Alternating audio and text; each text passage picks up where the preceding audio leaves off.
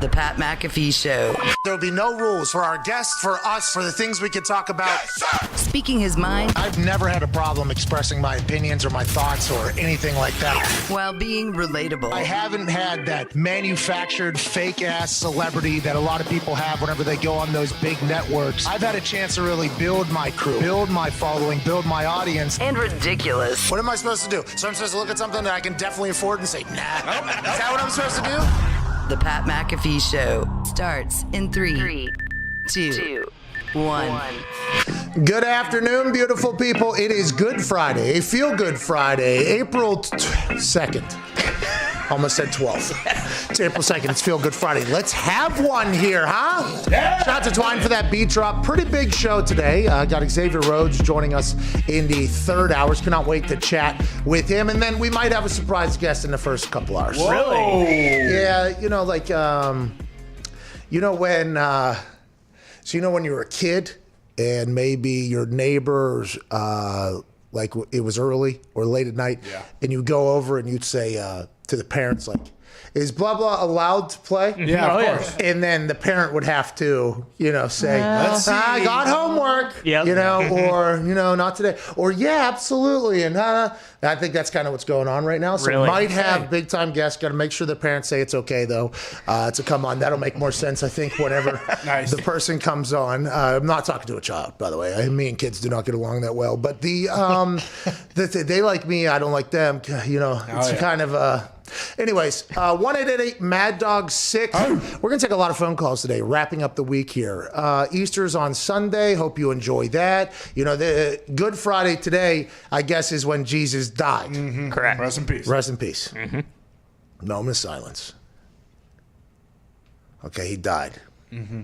Then Sunday, I'm back. Yeah. So then it's Bingo. like it's a birthday all of a sudden. Jesus, what a Walks comeback.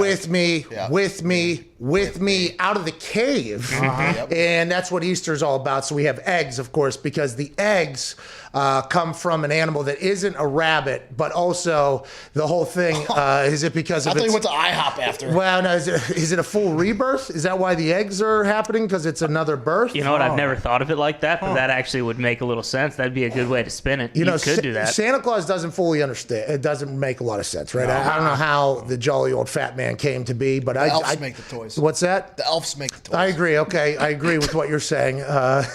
2 for 2 here early. I do appreciate that. But like Santa Claus, there's really nothing that kind of relates to Jesus being born. I guess coming out down the fire, the chimney, out of the fire pit, or fireplace, that could potentially be Jesus coming out of the Virgin. You know what I mean? Yeah. Like the birthday. Okay. So I guess that's how you tie it together. The eggs, I think, is the birth, right? It's like a new birth, a rebirth. I'm back. How you doing? But the bunny, I never fully understood how the bunny got involved, but I'm sure it's a great time for all our kids out there. I mean, the bunny's Hallmark. Those greedy corporate fat cats over at Hallmark said, "Hey, listen, Exactly. we got all these Catholics, all these people that celebrate Easter, and we're not cashing in on it. We got to figure something out. Boom, Easter bunny." Yeah, we already did Valentine's Day. Remember whenever we basically made every husband, boyfriend, significant other feel terrible about themselves, forced to buy our cards. Yep. We'll do the same damn thing with Jesus coming out of a cave. We'll make it a rabbit. They'll have to get a basket. It'll have to be an entire thing.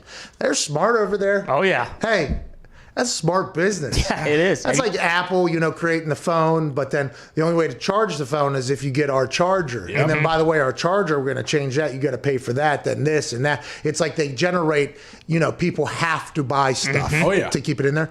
Hallmark has done that. They create holidays. Exactly. They do. And you're saying that, Ty Schmidt, are you 100% sure Hallmark created the bunny? Or I would guess they were a big proponent of it. Oh, here we go, Z. Here we go. 1700s was the first time the Easter Bunny arrived in America. The German immigrants who settled in Pennsylvania and transported their tradition of an egg-laying hare called Osterhase. Okay. Let's go. 1700s right there. Hallmark. That's right. So it was the German Hallmark that created that. But I'll do, my lady will do, like an Easter egg hunt. Yeah. They'll do an entire hunt where I'll have to didn't do any of that as a child, but here I am as an adult getting ready for this whole thing. Yeah. Pretty pumped up for Easter. Congrats to Jesus, by the way. Work. They thought he was dead. I don't know why it's Good Friday, right? I guess because he died for sin, so that's a good thing, so that everybody could act terribly. I don't know if that's how Good Friday kind of exists, but everybody thought he was done after that Italian killed him. Yeah. You know what I mean? People forget the Italians were... That's right. That might have been one of the first, organized crime hits. Yeah, mob hit. Of all time. They kind of paid the Italians to do that whole thing. And when he comes back, what a moment that had to be. Oh, yeah. man. That son of a bitch. You see him?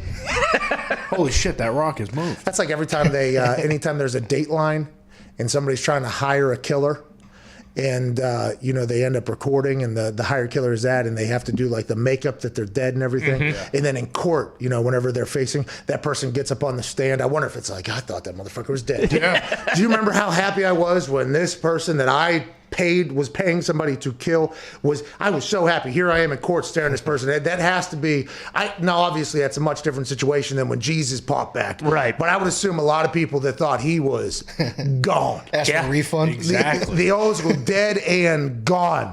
Remember all that shit that dude was saying, walking around doing all that? He is dead. They were probably so happy. Well, and then, he thought, oh, and you thought I was kidding too. Look at the stigmata. Like, yeah, I really did die. That I was really me. did, Jake. This is not an impersonator. Yeah, it's in the joke. No, this is not Ty Schmidt, Jay Glazer. No. This was me. Yeah. Look, boom, pow. In the feet, too. Doom. I was just bleeding a few days ago. Now what am I doing? Using those same hands, pushing rocks out of the way. How do you get in the... Oh, that's where, because the cave. Yeah.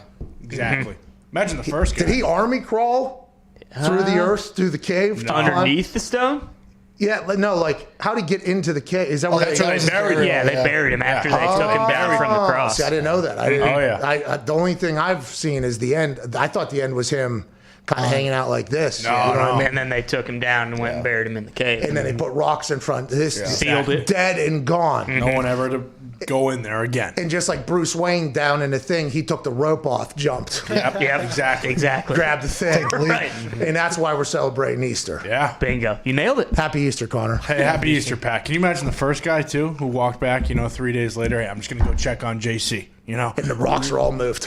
What's going on Did here? somebody go in there? Holy shit. We didn't tell anybody where this cave was, did we? No. Somebody moved some stuff. Yeah, like a Dom Batista walking in there. That's probably what they thought happened. Some guy that big moving a rock all of a sudden. No, nobody's in there. Who did you say? Dom Batista. Go on. Someone that size, a guy, who's standing over everybody. Who is Dom Batista? I don't know. I watched a movie with him in the movie last night. It's Dave Batista. There it is. Dave Batista. There it is. Dave Batista. I thought it was Dom Toretto you were talking about. Dom Toretto, too, is a guy that size. I thought you were saying as well. Vin Diesel walked in there. Vin Diesel, yeah, sure. Vin Diesel moved it. Dave Batista. I like Dom Batista, by the way. Sounds better. Give me what I want. Dave Batista. Zito, happy Easter, by the way. Thank you. Means a lot. Had a couple drop-ins there early that potentially just completely derailed the entire place where I was headed, but I do, every time you speak, I think to myself. Was the IHOP? Because he ate eggs when he got out. Yeah. Oh, I thought it was Rabbit's Hop.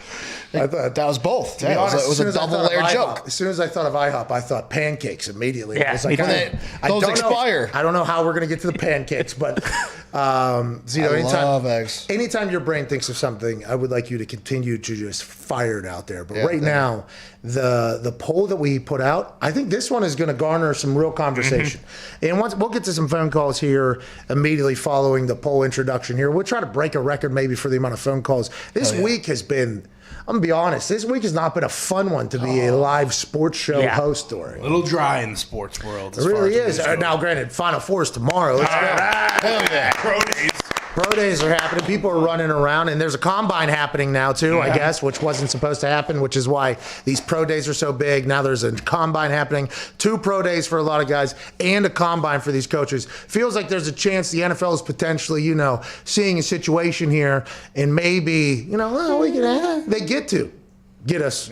They get to allow us to evaluate them to potentially get. We'll have 3 pro days. Yeah, sure. Have this combine. We'll do this. We'll do that. Remember, they have to do this stuff because if not, they're not going to get to the NFL. They want to get to the NFL, don't they? We are the NFL. They got to do all this stuff. Let's continue to do it. It's interesting how this has all worked. Now, granted, Indianapolis handling the March Madness spectacle with very little interruption, very little. I guess there was a team early in that got COVID or whatever, but it feels like Indianapolis was able to handle this. The NFL, who knows Indianapolis very well because the combine for years and years has been here, watch what happened with March Madness, probably gave a couple calls to the city. Hey, can we just do the combine? They're like, yeah. Yeah, we got good. Yeah, we're all good. We got these tunnels. You know the tunnels. We'll do whatever. You literally walk under the city to get to the stadium, and then to the convention center, then to wherever you need. Sure, you're fine. You're like, well, we already did all these pro days. Do we want to do a combine? And every team was like, yes, we would like to do a combine. Now they're doing a combine as well. The NFL, there's a couple of that going on. There's some bullshit news headlines that are happening, I guess, which we were right in the middle of this week. Oh, yeah. A lot of those. That's what's going to happen, though, whenever you're covering sports on a daily basis, and maybe sports aren't happening on a daily basis that are worth talking about. Like, for instance, baseball happened yesterday. Biggest thing out of it, Cleveland TV guy doing his thing. Biggest thing from day one was Cleveland TV guy calling a caller an ignoramus. That was maybe my favorite thing that happened out of day one. Yankees lost, Pirates won, Tigers won. Dodgers lost. Dodgers lost. Let's assume the Boston Red Sox today, their first game, they're going to lose. No. Yeah, This is what. Listen, not because they're not good. It's because I think if you're even a notable team at all this season, you're losing early. And remember, we talked to Euclid yesterday. He said there's going to be teams that stink and their fans are going to be happy during the first month because they have to kind of find their bearings. But a pretty good bet today, I think, is the Red Sox are going to lose if you just go off what happened yesterday. I don't know. I do have a feeling the Sox are going for the perfect season, 162-0. Okay. So I don't know if I would bet against Is that what your sources, people in the know, are telling you? That's what they're saying. They're saying, hey, look, they're coming out every single game this year looking for a win. We talked about baseball, buried our show there for a bit. The Yankees stink. No, they don't. It looks like Judge, he's pathetic this year. Judge played like shit yesterday. What do you mean? dog shit. He was 1 for 5. I mean, he left a lot of guys on base. No! I think 1 for 5. I think in the bottom of the ninth, I want to say he had guys on second and third with 2 outs, with a chance to walk off, and he struck out on a heater. I mean, right down the middle. So it'll take it. Well, Foxy. I mean, it was 98 miles an hour. It wasn't a meatball, but Listen, my first time ever in a batter's box, the guy threw 92 miles an hour. I turned square on it. Okay, Aaron Judge, bottom of the ninth. A lot of money on the line. Okay, tie game with. I didn't know this because obviously I did not watch the rest of that game. As soon as it got off on the studio, I would never turn it on again. But I thought we were winning that game. So did I. I wake up this morning. I checked the whole thing. We lost. Yeah, I lost. We lost. We lost yesterday. Yeah, a pretty significant amount. And the first thing I looked for, I didn't know we had a chance to win this thing. And our guy, who we bet on multiple times, first home run of the MLB season, have a home run yesterday. Lost that. I didn't know he lost those bets and the game for us yesterday. What's he doing? Is he too famous? Is Aaron Judge too popular now? No, see, the pinstripes? He stinks. Listen. He was hurt last year. Okay, it's going to take him a little bit of time to kind of get back into the swing of things. It's a long season. Hell, he might hit 2 homers tomorrow. Okay, really? So let's pump the brakes on Aaron Judge, all right? We sound, Connor and I, because how much money, I don't know about Connor, but I do know how much money I lost. And Connor also bet on the Yankees, which is not something he wants to do at all in his life, but he was kind of talked into it. I think what we were doing was literally what that Cleveland TV guy yelled at the person for calling. You're going to judge this guy off of one game? That's what we did, And that's what baseball should be. It should be a little bit more in-the-moment judgment instead of, hey, he's got 161 more games. It's like, I don't. Well, that's not what I was saying yesterday when he struck out with ducks on the pond in the bottom of the ninth. You know what I'm saying? What, do you guys watch that here or did you watch that at home? Here. How was the reaction? I was pumped. I mean, it was awesome. Well, and then you lost money, though. You bet on the Yankees. I'd rather the Yankees lose than me win a bet. Are you kidding me? Fuck you. Come on. That's what's tough is they were the home team, so, you know, and then in the top of the 10th, they gave up a run, and then the Yankees didn't. So it wasn't like a bang, game's over. It was kind of just like a slow bleed out almost. This is unbelievable. It was It incredible. stunk. What are you going to do? I cannot believe the Yankees stink all of a sudden. They're terrible. They're going to win 110 games this year. They're the worst team in Don't baseball. you worry. Don't you worry. They're the worst team in baseball right now. This Think fucking about clown with the mustache, and he's just diarrhea from the mouth right now. I haven't Worst team in listened to baseball. anything he Bro, said. it has been just a sewer coming out of his mouth about the Yankees. They're in last place right now. So how about that? Pirates are in first, by the way. Yeah. They share first place right now. It's a new era in the MLB. Shout out to the Cubs. completely duff Don't eating. start off hot. Don't start off hot, baby. That's what Uke basically said, by the way. Yeah. Uke basically. That's why I bet against the Red Sox today. That's when, Uke was playing. This is a new season, boys. We're talking about baseball in 2021. Didn't Uke win a World Series for you twice? Two of them. Yeah, two of them. And now listen, that's a whole different time. Yeah, look, so what you're saying, it was very different baseball when you guys were winning? Oh, yeah. It's not what the baseball currently is. Well, no, we still Is that won why? one. We still won one after you. They're doing Don't get me Moneyball, that's wrong. why. Okay. We had one a couple years ago. More recently than the Yankees. I'm done talking baseball. Yeah. Let's go to JoJo in Pasadena, California. What's going on, JoJo? Yo, good morning, buenos dias. How we doing today? Hey, buenos dias, mi amigo. Hey, I don't know. Mon frère's French yesterday, I Francis. don't know that Spanish right there. All right, you better chill. Oh, okay. Sorry, JoJo. What do you want to talk about? Anything but baseball, please. Oh, for sure. I want to talk about this idea that Jeff Bezos is going to come save the NFL. Save. Who said it's save? I don't know. I just hear this talk about him, but I think he needs to keep his dirty little fingers out of our game. Whoa. Go to space. Do what you got to do, but I want a young Mark Cuban.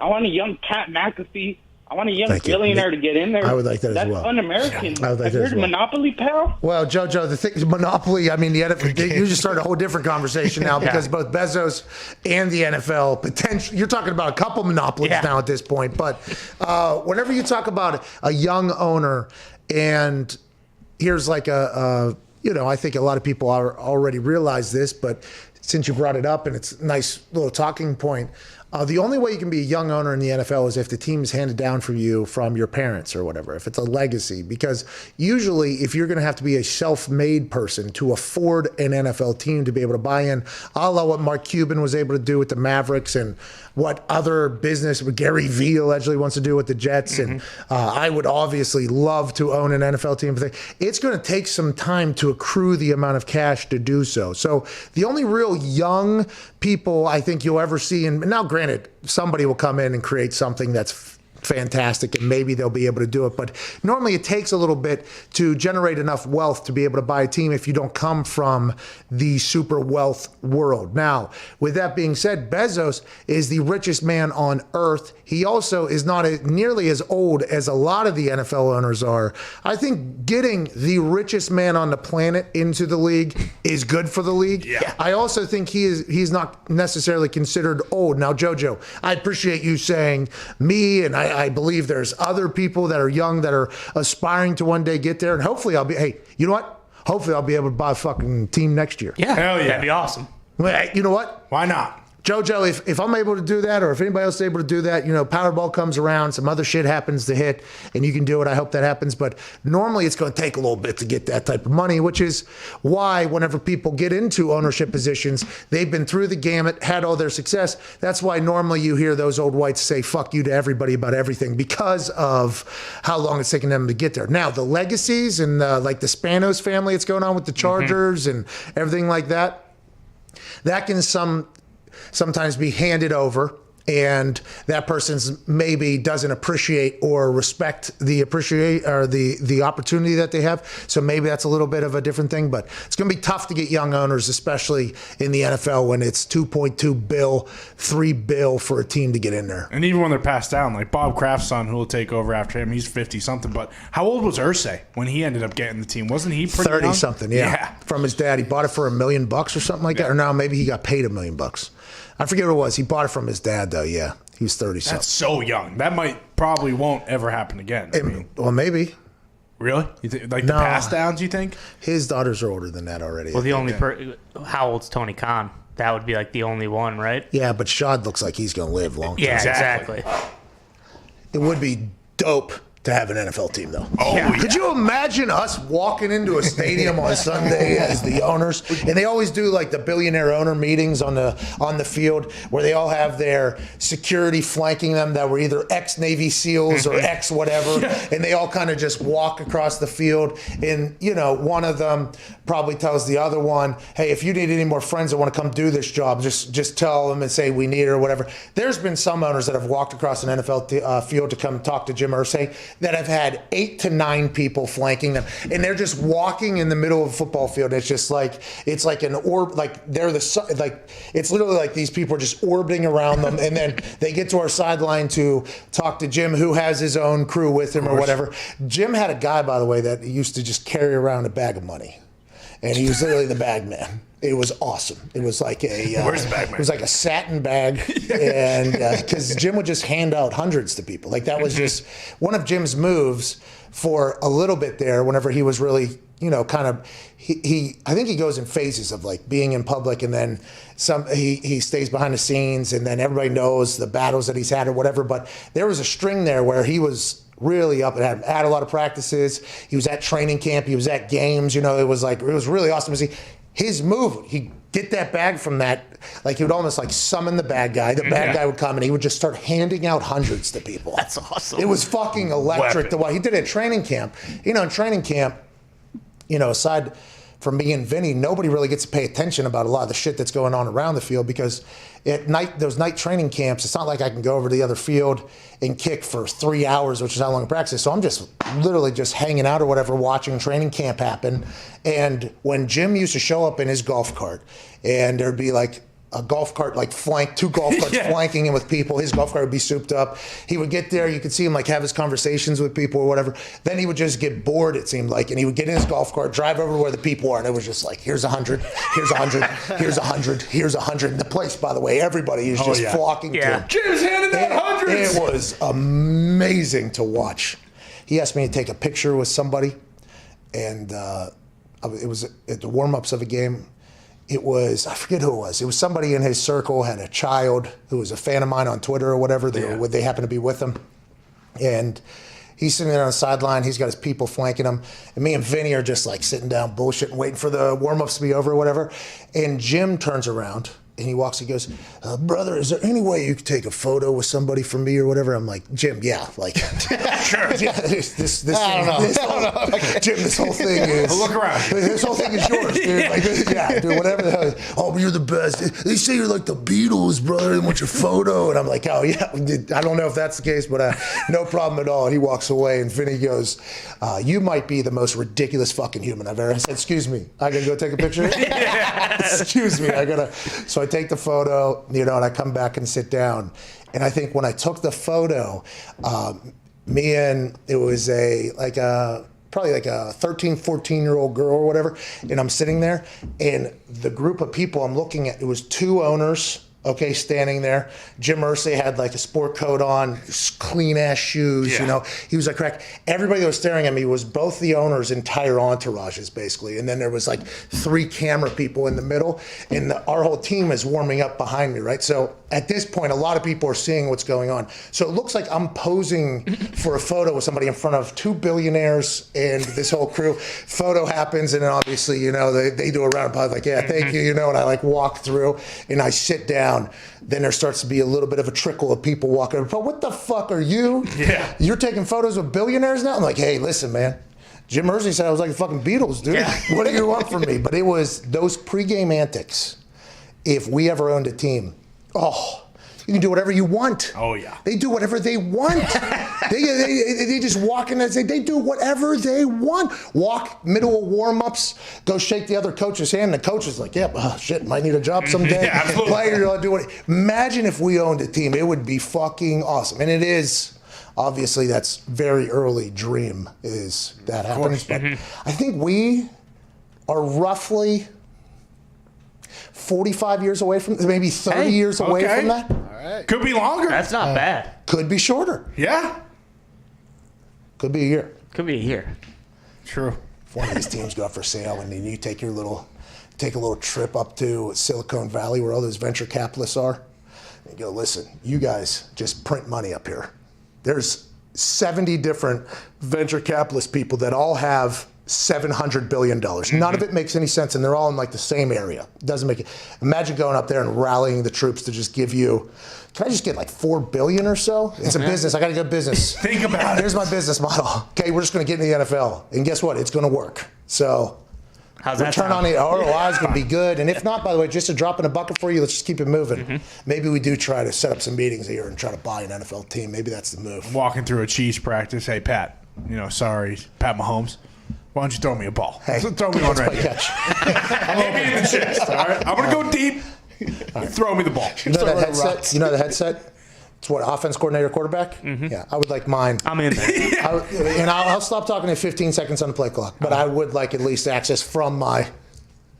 We need a fucking deep ball, don't we? Can we throw it deep, please? Hey, enough of this, huh? And then, and then next play, isn't that elevator straight down? Yep. You're fired. Got Give me the it. headset. I'm calling plays now. I'm the captain now. That's what you can do. Oh, yeah.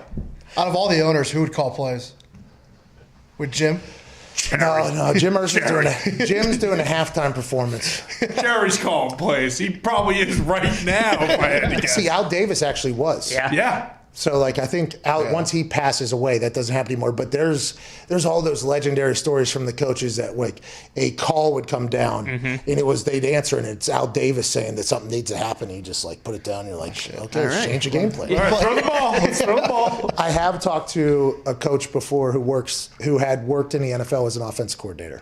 Okay, and this kind of sounds like me pawning off a story on somebody, but it's this person. Pretty great coach, offense coordinator in the NFL, has not been on this show.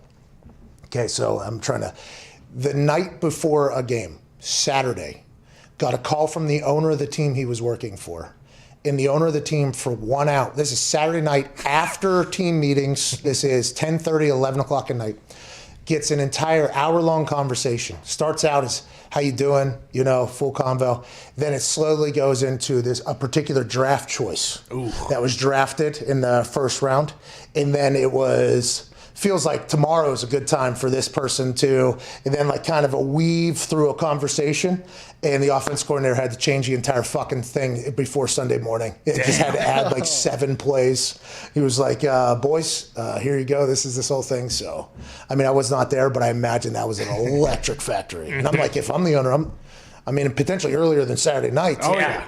But, Probably a few more than 7 plays, too. Hey, on Wednesday, hey, listen, I drafted the guy for a reason. Let's fucking get him the ball. You remember the annexation of Puerto Rico? Make his fucking ass last. Run it. Let's go. Did it work, or? I don't know. I didn't follow up. Oh, okay. They were explaining, So probably not. They were explaining their life to me. I was like, what's it like? It gets you just playing Madden, but for real. Yeah. I was asking, and they're like, yeah, it's not like that at all. And I'm like, well, quick story. That's a quick story. Saturday night after team meeting, after snack, after everything, get a call from the owner telling me this player basically needs to fucking play, and we need to do it. Sunday morning, had to change the entire thing. 0 sleep going into a big game. Awesome. Kidding me? That's the NFL, by the way. And if you coach for our team that we own, that shit's happening. Do you think Bezos would be a guy that would do that? Because it seems like he's almost so rich that he's not going to be involved in any of the day-to-day stuff. You know what I mean? It's just another asset. He doesn't give a fuck about the football team. I think Bezos is coming out, giving a speech to the team every once in a while after practice. When Irsay would come to our practice and then give a speech to the team afterwards, it was always... Give you a little fire? No, well... Of course. You know how I feel. Of course. But my take on speeches is I'm just listening to the person speak. I enjoy, seeing how humans speak, especially who are Roger Goodell. Me watching Roger Goodell speak at that thing in our team meeting room whenever the lockout was happening, and he was trying to just not answer any questions, deflect everything. Yeah. And I was like, God, that guy's a good speaker or whatever. Head coaches giving team meetings. I'm watching I've told Chuck, pretty good meeting there. Yeah, the performance. I judge the performance, not so much you know what I mean, which probably not the right way to look at things. Probably not a good person to be in the audience whenever you're speaking or whatever. But I'm fascinated how people get their messages across. When Jim would come talk, it was always a high level. It was always a high level conversation about the Colts, the history of the Colts, where he's been, what he wants to do, that whole thing. I would assume Bezos would come in and give a pretty high level. Same thing. It would be hey, our business, we need to do this type thing. I think if you buy a team, you're only buying a team so you can go to the games and hang out at the practices and kind of be a part of it. Yeah. But maybe Bezos just buys it and says, this is just something that's guaranteed to make money because the CBA says we have to. Right. And then now, you guys' games are going to be coming through my platform either. So not just a nice little 1-2 punch.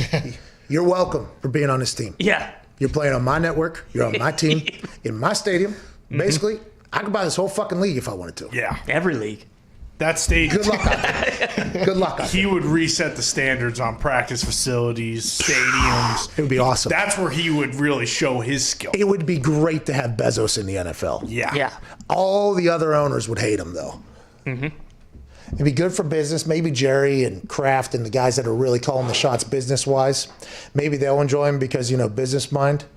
But, man, whenever he starts just shitting on everybody else's everything because he can buy the NFL, the NBA, and something else right now if he wanted to and still be one of the richest humans to ever exist. Yeah, I'm pretty sure it was every team in every professional sports league in the United States. And still be a top 50 richest person of all time. Jesus Christ. Crazy. That's wild. Hey, good for you, man. Congrats, Jeff. Congrats, Jeff. By the way, just from having a paint Amazon sign behind him in his small little terribly lit room. Now look at him. Pretty good. Pretty good. Worked out. Let's get to a break. Lost Hit some half phone right calls there. on the other side. I mean, what a run by Bezos. Yeah. Spanos would hate Bezos in the NFL. No, see, I think Dia would be She's- like, this is who should be. She's calling for it. Dia's saying, like, this is who should be. Okay. She's saying her 3 siblings, Dean, Michael, and Alexis. Alexis. This is the men's league. Yeah. This is in the game. the biggest league on earth, okay? Let's get the Bezoses in here who have the money. That's what Dia was saying. Now, we have to reiterate the fact it might be all bullshit. True. But we're just telling you what somebody else said. That's right. But if Bezos buys the Chargers, I think Chargers fans should be pretty pumped up about Team to look out for. Not saying Dean and Alexis and Michael should sell it. No. But it seems like there's some drama going on behind the scenes with the Spanos siblings, and maybe it's time. Let Bezos come in and rebuild another stadium that he wants to build. Yeah. Because it's not the Rams stadium anymore. It's actually our stadium. And by the way, our stadium is going to potentially have a bubble in it that goes basically over the entire city of Los Angeles. That's what Bezos could build. You can land the Starship S11s in the parking lot there. I can imagine just aliens coming down to watch Justin Herbert play. Yeah. That's what Bezos could do and still be the richest guy. Let's get to a break. This is the Pat McAfee Show. April 2nd. We'll answer phone calls on the other side. We got calls from Fargo, North Dakota. Cannot wait Nice. to hear about that. Trey Lance, Billy Chicago, Dave in Maryland, Tori in Arizona, Adam in Phoenix, Joe in Jersey. We'll get to all those on the other side, plus some more conversation. Zito, what is the poll for today? Which 2021 draft quarterback will have the best NFL career? Last place right now is Trey Lance at 5%, Mac Jones 9%, Justin Fields 15%, Zach Wilson 16%, Trevor Lawrence 55% running away with it. Okay, so Justin Fields right now, as a vote of the 24,000 people, is the number 3 overall quarterback. Zach Wilson at 16%. I did not know that he has cake, like he has money. Oh, yeah. He comes from very, very, very, very, very large. Yeah, I didn't know that until yesterday either. When we Do some research. Yeah, I mean, good for him. Good for him. Great for him. Still having the drive to work and try to be this good at something. Now, granted, people will say probably had the best coaches of all time at all times and everything like that, but I did not know his dad had all the cash. Nope. Yeah, all of it. Justin Fields, his stock hopefully going back up after it was falling for a bit. He's a player. For a long time, he was the number 2 guy in this draft class behind Trevor Lawrence. And by a long time, I mean like a long time. Oh, yeah.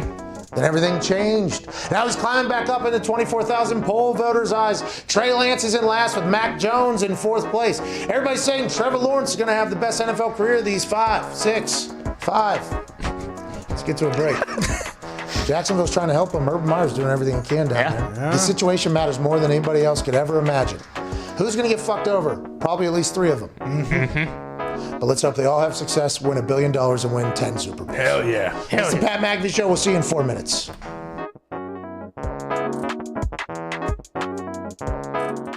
They want to play for the Yankees one day, the people I'm playing against. They want to play for the fucking Yankees. Check out like in there. We put a little surprise in there for you. Let's get iced. It feels like. I mean, let's start the day. I guess. What the fuck you get? It's great to be a member of the Washington Wild Things baseball team. We're number 1 in the league, right? Yeah, let's Fuck everybody. Fuck everybody else. When I take BP, will there be anybody telling me how to fucking hit? No. It feels like the wind's blowing this way. Yeah. Might have to attack that fence tonight, huh? Hey, you got it! Does the DJ play heaters like this all night? I started hitting 2 days ago. Oh, you'll be fine. I think I figured it out. You'll probably only face 90 miles an hour tonight. Is that me in the game there? This is a good at bat. This is a good at bat. Oh shit! Oh shit! Give me it! 1-1 pitch. Let's go! Line drive right Son of a at bitch! the That came down a lot faster than I thought, though. Let's be honest. It's deep and it is off the wall. Fielded up. Excuse me! If you could all get off of my dick, we would be better off. Tell you what, would have been nice to take a nap earlier. Another throw Get back! first. You have to tell me when that's happening. You're making me look bad. Hey, Steven, fuck you. Hey, fuck you, Steven. Hey, nice pitch. 149. Does that feel good, Steven? Oh, wow. Wow. He tosses him the ball. Wow.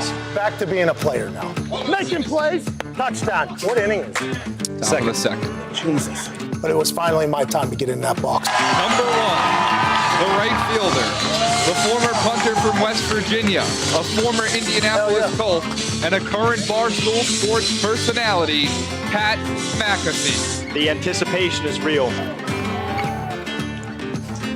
Oh, fuck. Hit out. I'm in the hole? Son of a bitch. This is about to happen. And that will bring up Pat McAfee once again.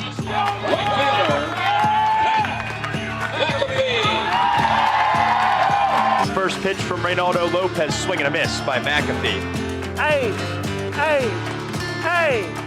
What was that? And the catcher goes, I had to give you one. Looked off speed. What was that? Then I look at the pitcher, and he's smiling. He's like laughing, like he's toying with me like I'm a child. It all comes down to this. My last at-bat. Hey, I'm gonna get on. You bring me home.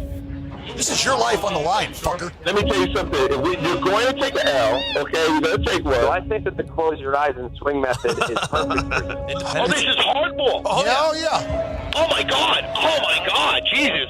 You have no prayer. All right. Number 1, right fielder, McAfee.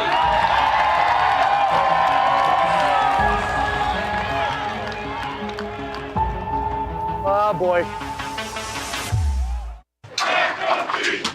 Oh, this is the duck and duck thing.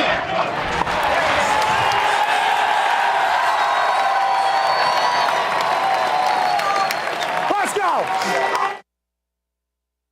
McAfee at the top of the key. 5 seconds. 4 seconds. Step back. 3 for the win. It's good! Smash!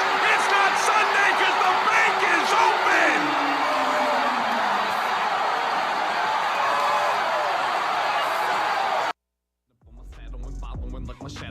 You got me back on that Jordan, I'm not in that.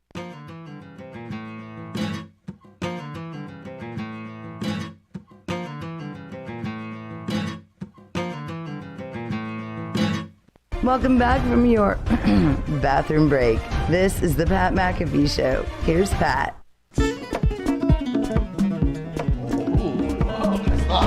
Okay. You hear that? That's not Santana. Sounds like it. It does. Joe Palmasso.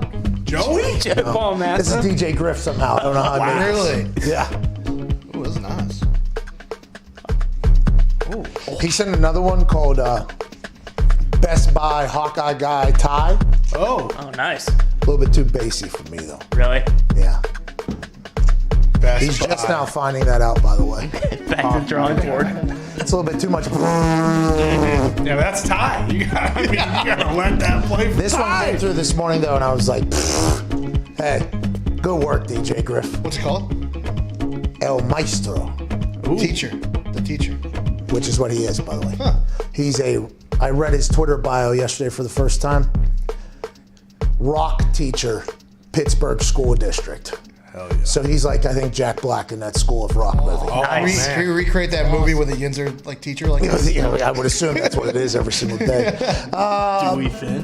Hey, Feel Good Friday is brought to you by CBDMD. When a double-digit seed makes it to the Final Four, it's exciting, chaotic, and a little bittersweet. Okay. Hell yeah.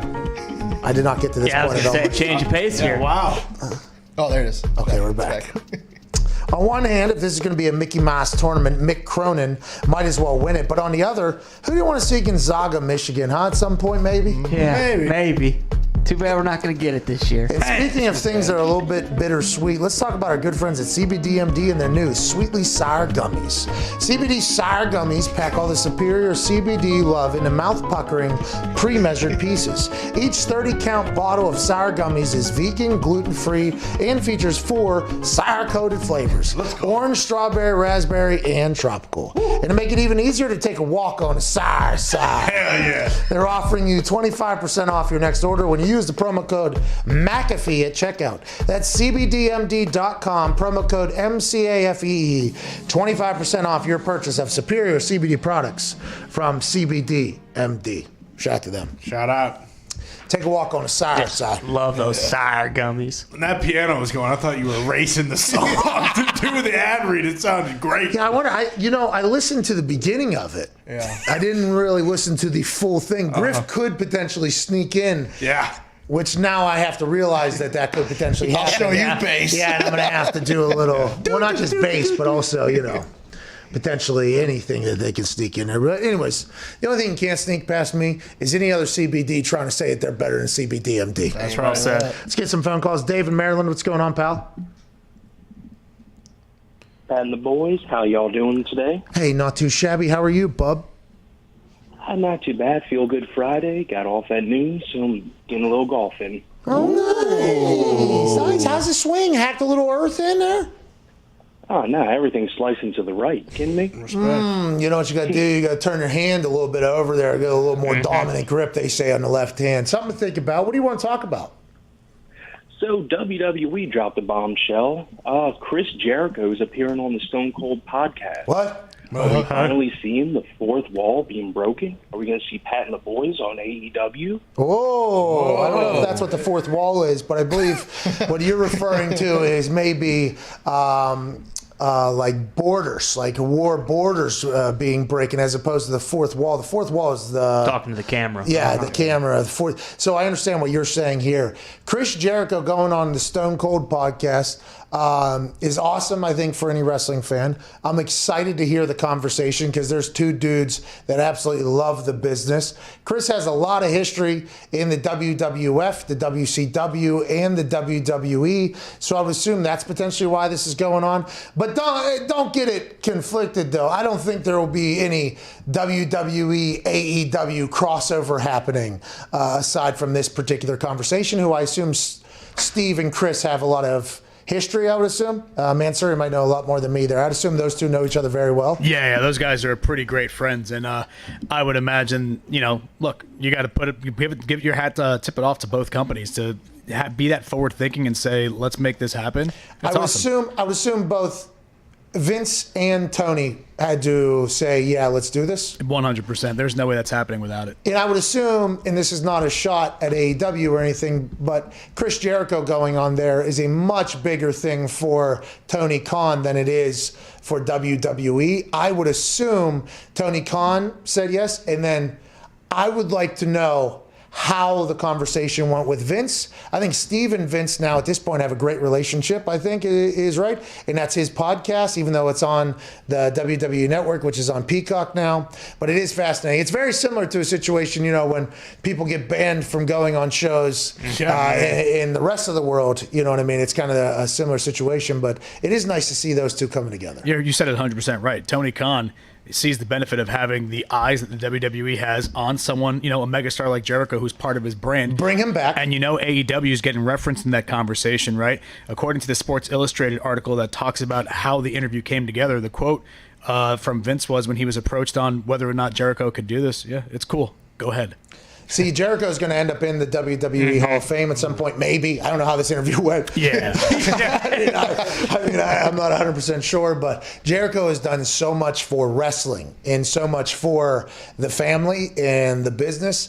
I would assume that is one of the only people that would ever have the ability to do such a thing, and I'm happy to hear it. I love those. I watched the Jerry the King Lawler one the other day. Yeah. I got a chance to learn about his Memphis wrestling days. He wrestled Terry Funk in an empty arena, and then they talked about everything else. I mean, Steve does a great job, if you're a wrestling fan, at those conversations and the access and the clips and the content. It's a good show. I can't wait to hear what Jericho says. Hopefully they'll talk about his cruise. Ooh. Yeah, man. Yeah. Hey, man. Hey, man. It's going to billion. That guy, okay, he's obviously a mega wrestling star for decades now at this point. He's also an actual rock star, okay? Yeah. Whoa. Sings his own intro music, and every time he comes out, they cut it off. It's a concert. The entire crowd sings his lyrics back. He is maybe one of the most hilarious humans of all time. Just the life that he has lived is just absolutely incredible. Yeah, man. Fucking putting on cruises out there. Billy in Chicago, what's going on? Hey, Pat boys. Happy Friday. I want to talk about Chicago sports ownership and how a fan can actually cope with this lately. I mean, the Bears have been the textbook definition of mediocrity going back to 85, with maybe 1-2 seasons of an exception. Blackhawks blew up the dynasty early. Bulls haven't really been doing much, so we're starting to get rid of Gar Forman, which is great.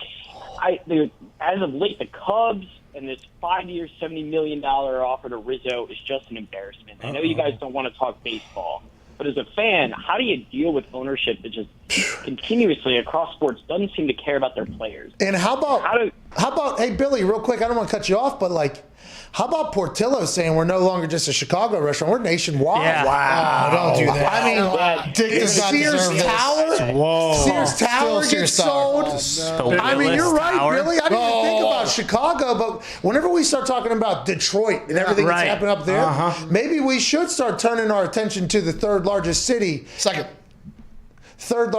in America. Thank you. I mean, Chicago sports have kind of stunk for a What do you while mean? now. The Thing Bulls are on about the Portillo's dumping Portillo's, out of yeah. this. See ya. There's like 6 of them here in We're Indianapolis. trying to feed the world. Is Chicago the new Cleveland? Oh. Yeah, winners. Oh, Yeah. man. Oh. What are you trying to say? The Chicago Listen, we didn't say this. Browns? Billy said this. This is one of these things. Cleveland, there are a bunch of winners over there. Huh? Cleveland has winners. Yeah, the Browns isn't the Browns anymore, but I think he's referring to when the Browns was the Browns. Yeah, the Browns. Everyone Yeah. No, that's not what you were saying. Yeah, that's what he was saying. Yeah. And Billy was saying that too. I didn't even think about Chicago. By the way, the only ownership group in the entire NFL that said no to a 17-game season because they appreciate the players' health and safety, which was the first paragraph. So I appreciate that move. Yeah.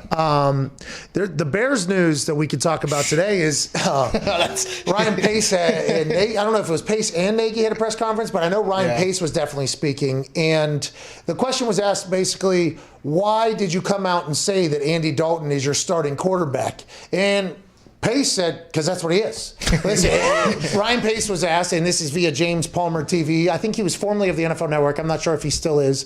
Ryan Pace asked why come out and say Andy Dalton is your starting quarterback, because that's how we see Andy Dalton. He's our starting quarterback. And then in the same press conference, he went on to talk about the scouting of Andy Dalton when they had to do this in the offseason. Now, remember, allegedly, they were trading for Russell Wilson. But they knew they needed a quarterback in the free agent market. They started doing some research, and the Bears GM Ryan Pace on signing Andy Dalton via @MySportsUpdate says the fit with the offense. Lazor came over, offensive coordinator.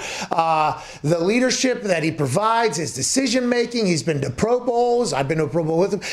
We lost that Pro Bowl game, but he's one of the more, not because of him, but he's one of the more complete quarterbacks we evaluated in free agency, and we're excited to have him. We feel like we got better with Andy. And I agree with what Ryan Pace said there. Whenever you talk about Mitchell Trubisky, how he was playing last year, not his potential, which is what he was playing a couple years before that, where something seemed to have happened. And you're talking about Nick Foles, how they played last year, not how he played in Philadelphia on the Super Bowl run, which is the second time he was in Philadelphia. If you talk about just the offense last year, I think Andy Dalton will be an absolute upgrade over what they had going on last year. Do you not agree? Yeah, no, absolutely. 1,000%. Now, whenever the Chicago Bears fans were sold that Russell Wilson was going to be the quarterback, I do believe that is quite a downgrade in the eyes of the Bears fans from Russell Wilson to Andy Dalton. So their comparisons and their thoughts are on a quarterback that was never even a Chicago Bear, but was potentially going to be a Chicago Bear with a real offer being made. So Andy Dalton, once again, being put into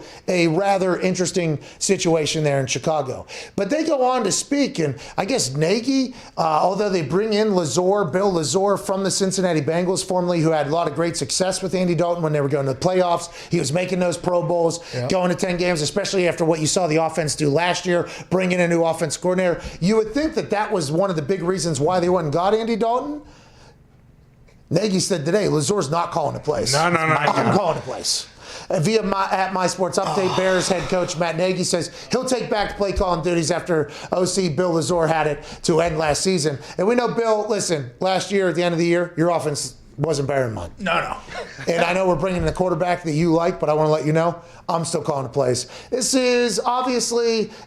Matt Nagy realizes that if they don't have success this upcoming year, he's gone. Yeah. Pace understands that as well. They tried to make a play for Russell Wilson. They have Andy Dalton, who's an upgrade over how they were playing last year. Now, will Nagy be able to get that offense to be worth a single fuck? All eyes are on that all season. And I guess you have to respect it that if you know you're probably going to get fired if you don't have success, you say, hey, I'm going to do it. Mm-hmm. But then why do you bring in a quarterback? And one of the selling points is he's comfortable with the offense coordinator, and then it's not. I don't know. Maybe they'll get comfortable together, I guess. How do in the locker room, how do you decide who's calling plays? Like, who makes a decision usually? It's not in the locker room. That's in the coaches. So it's like ownership? Ownership comes down and says, you're calling this? Or that's coaches, within the coaches, normally. So he said himself, like, no matter what, I'm calling plays? Yes. That's a coach's decision, I do believe. Now, maybe there's some places where the owners are like, yeah, we make all those decisions, but I assume that's the coaches. Now, if you have a quarterback that is like a veteran and everything like that, I assume they start taking over some of the play calling duties and putting, like, for instance, Aaron Rodgers, year 2 with LaFleur, going into year 2, he said they had like a Zoom call, basically, a bunch of Zoom calls where they went through all the plays he liked, what LaFleur liked, why, and they kind of built that thing together. But yeah, that's a coach's thing. So like last year, it got taken from him. He took it from himself? Yeah, he demoted himself. He said, I'm no longer calling plays, which, by the way, we thought was potentially him saying, like, I'm not going to be the one to blame here. Not me. Yeah, exactly. Anymore. Hey, watch. We do think we stink. Watch. Wait till you see what this fucking guy Wait till you does see with what him. William does with fucking. Yeah.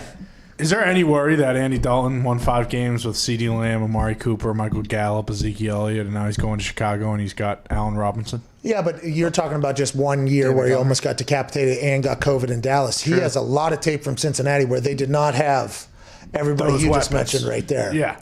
But I think Andy Dalton gets a raw end of the deal. Mostly, I think, because of his hair. Yeah. I think that is a large thing. And that starts way back. That's way back, yeah. But he was in Cincy, you know? Yeah. In Cincy, they're investing in a team right now. I heard they're building an indoor facility. What? Really? No. You're lying. April Fool's? No, it's April 2nd. Whoa. That's very true. Yeah, but I do think the person tweeted me that on April Fool's. So, okay. yeah, that was a joke. But they're investing. They're spending money in free agency. They are. You know, they're going for it. Maybe there'll be a team that goes, you know, like, hey, behind the scenes, maybe not even go all in free agency and everything, which they are spending, but like, hey, we're going to set you guys up for real success. We've been learning a lot about that there. The fact that Andy Dalton was able to win like 10, 11, 10 games, the coaches were the scouts. The coaches were the ones that were scouting the college kids and going on. I think they didn't even have a scouting department, I don't think, for a little bit. So it's like Andy Dalton had a lot of success in a place. And I think because they ultimately would lose in the playoffs and whatever would happen, everybody's like, yeah, the guy stinks or whatever. It's Andy Dalton can sling the rock. Absolutely. Not a bad player. No. But Russell's better. Russell Wilson, I do believe you would find zero argument out of most people about who they would rather have, Russell Wilson or Andy Dalton. Probably Andy Dalton as well. Yeah. Andy Dalton goes to a team, Russell Wilson's there. He's like, all right, I'm the backup. Which is exactly what he did for Dak, by the way. Yeah. Yep. Sure. But Andy Dalton goes to the Bears and he sees, wherever you go, I'm the starter here. I'm Team Red Rifle all the way. You got shirts? Until Russell comes. Well, what happens if Foles also overtakes him? Then what? It won't happen. That's not going to happen. Foles has a statue already. Yeah. It's hard not to get content whenever you already got a statue. True. Hour one's wrapping up. I don't believe our surprise guest is going to be joining us. Dad said no. Thank God. 6 minutes. We'll be back on the other side. Be a friend, tell a friend.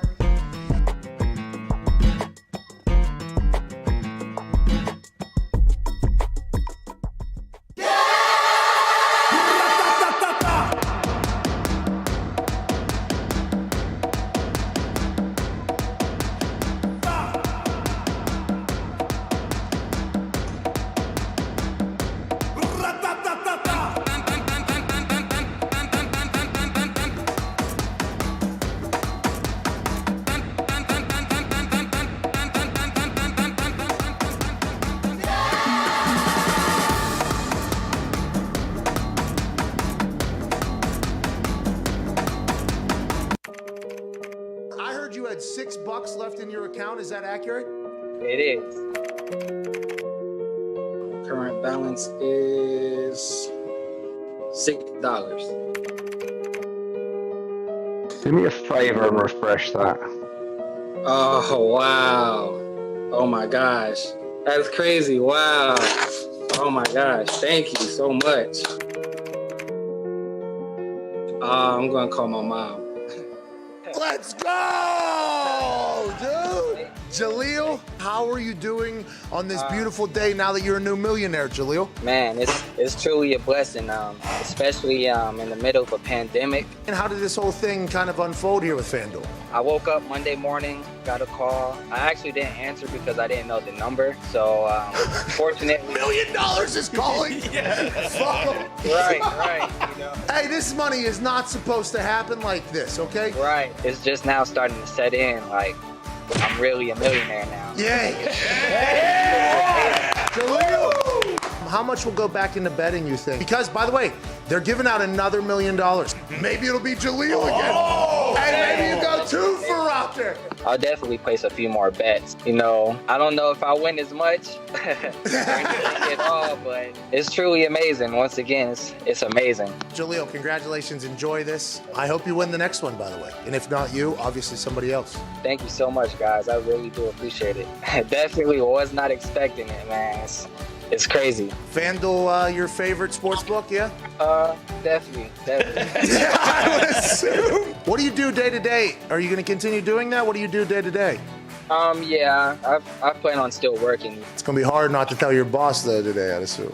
Man. Hey, get over there, Jaleel. Hey, how about not? How about you get over there now? I think you should go out there. Ladies and gentlemen, Jaleel Harden, congrats.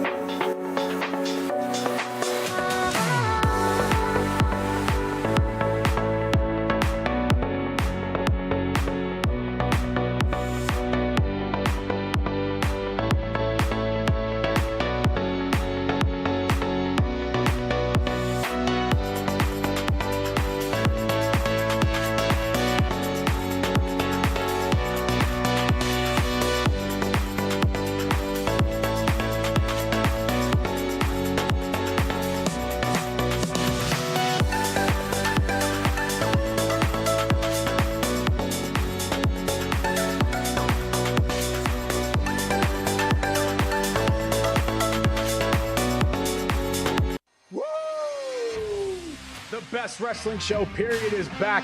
You know, I hate her character. I don't know if I find it offensive. I find it stupid. Bayley is the hottest performer in the women's division right now. I'm the young guys. I look at the QT Marshall thing. I look at the Christian thing. I look at the Paul White thing. And I said, boy, this isn't what we were told. Then again, if he didn't lie, he wouldn't be a wrestling promoter. Nobody in the history of the business, and that includes Bruno Sammartino, had a run like John did. If you're not fired up for this thing, then you need to check your pulse because holy shit. She was in WWE with the talent they have for her to work with. She would be even more highly regarded. I mean, Cody's entrance has more pyro than that explosive ring match had. Bad Bunny throws a better punch than Don Moxley. Oh. Wrestling's always been about overkill. This may be the most overkill ever. In fact, it for sure is.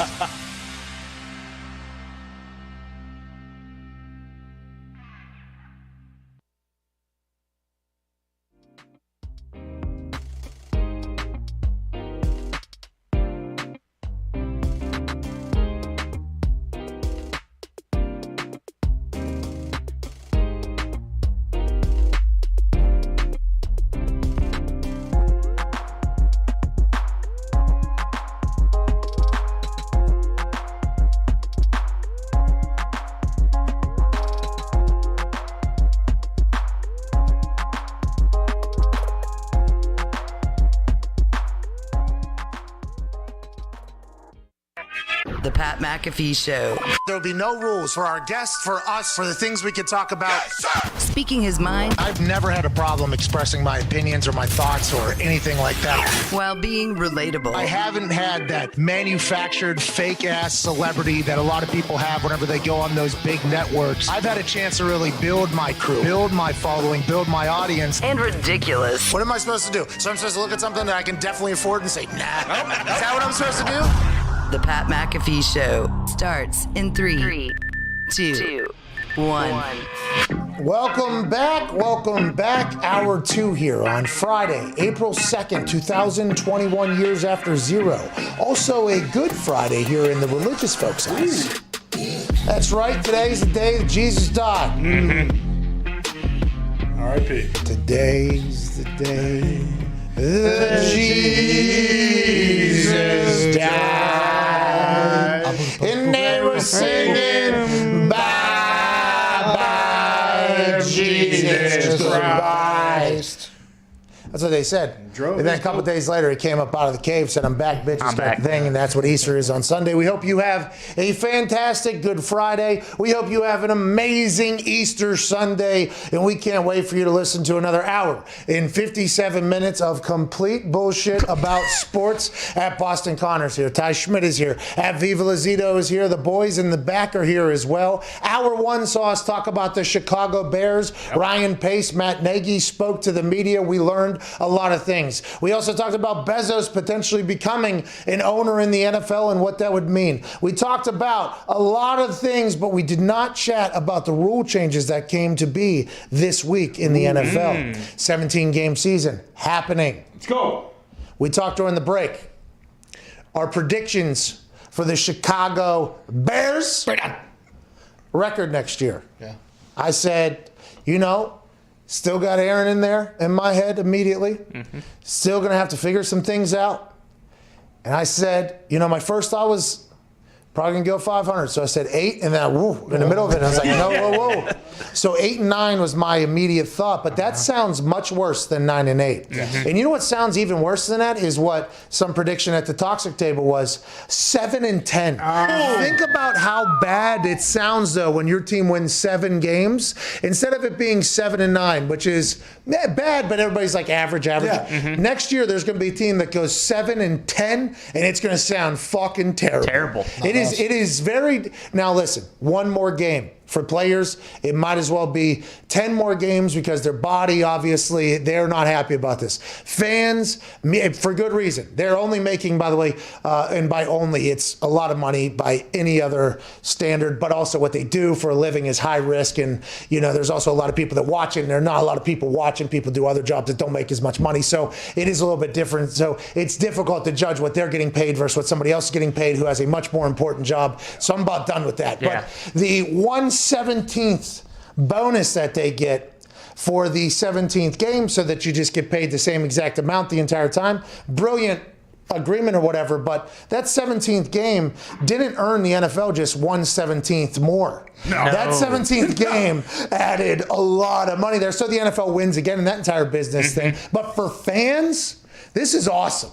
Like 17 games is awesome. Oh, yeah. We got the 17th game weekend, which is supposed to be a showcase weekend where teams will be playing other high. It's going to be massive AFC, NFC. How you doing? Keep it moving. Doesn't happen but once every 4 years. Normally it'll be happening every single. Then there's super wild card weekend where they added like 2 more games to that weekend. Then we get into the playoffs. I mean, this is a dream come true for the back end of this football season. And it's only a matter of time before they potentially add another playoff team on both sides, right? Yes. And we kind of just keep making that weekend a little bit longer and longer. Friday night kicks off, wild card weekend. I know they have an agreement with high school football or whatever, but at that point, high school football is over. Done. So most high school football is over. So you could have an entire, it's only a matter of time. By the way, the players are in on this because it's another check. Yeah. And more teams into playoffs. The only people that will be mad are the teams that are normally high seeded. They're like, why are we letting anybody in? This whole thing. But that'll be an easy sell for the players.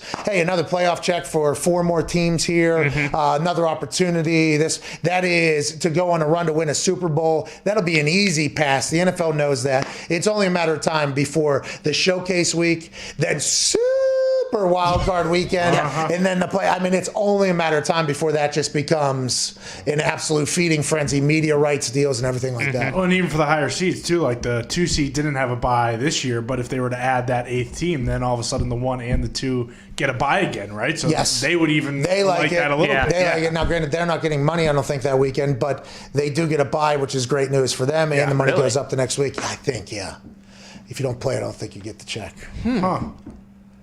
I think. This feels, I was in the playoffs a lot.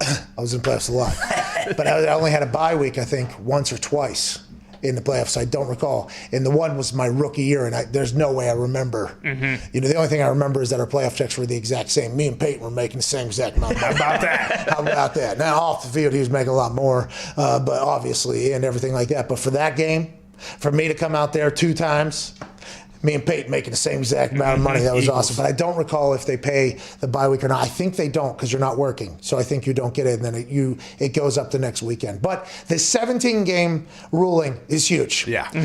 Just the optically, the sound 7 and 10 sounds terrible. That sounds brutal.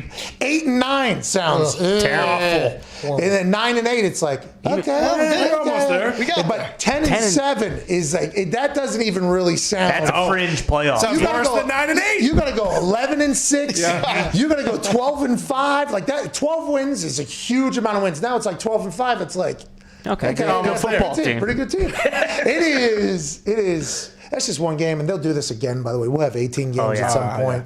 1978 till now, the fact that it stayed at 16 games is, especially with how much we see they profit off of everything. I guess with the resurgence of media rights just being diversified with streaming and everything, I assume there will never be another stay in the league at all. You know, guys change jersey numbers so you can resell jerseys, right? You know Apple what I mean? Chargers, like everything. I assume the NFL will go to 18 games so they can redo the media rights at some point. Now, I'm not saying it'll be within the next year or two, but 10 years from now, when that next CBA is potentially up, or 12 years from now, they'll just add one in there, add a buy. Now, Apple, Amazon, Netflix, everybody has it. They're going to be able to generate enough product where they can just rake in all of the cash. The $250 million salary cap in the next 4 to 5 years that Pelissero, who literally speaks for the NFL, said it's definitely going to happen. That's just going to continue to go. I mean, it's good for everybody. It's good for fans.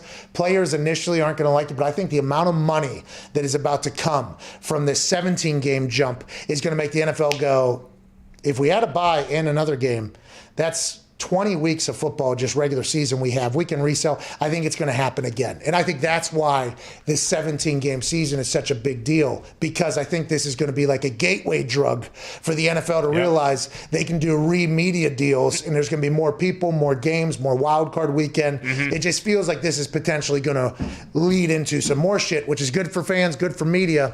The players, their bodies are going to have to figure it out, but the money also is going to go up for that whole thing as well. Yeah, because even though it was a 10-year deal on those, didn't they have outs after like a couple years? Like, it's not ironclad. There's definitely negotiable to move around. So there's 2 years left. 3 years left of Thursday Night Football on Fox, but they can get in there in a year from now and renegotiate that. And then it's an 11-year deal worth $110 million. But after 7 years, a lot of those deals are potentially renegotiated or out. And I think after 6 years, there's a chance. They left themselves a lot of, And we'll be back. Hey, Dish.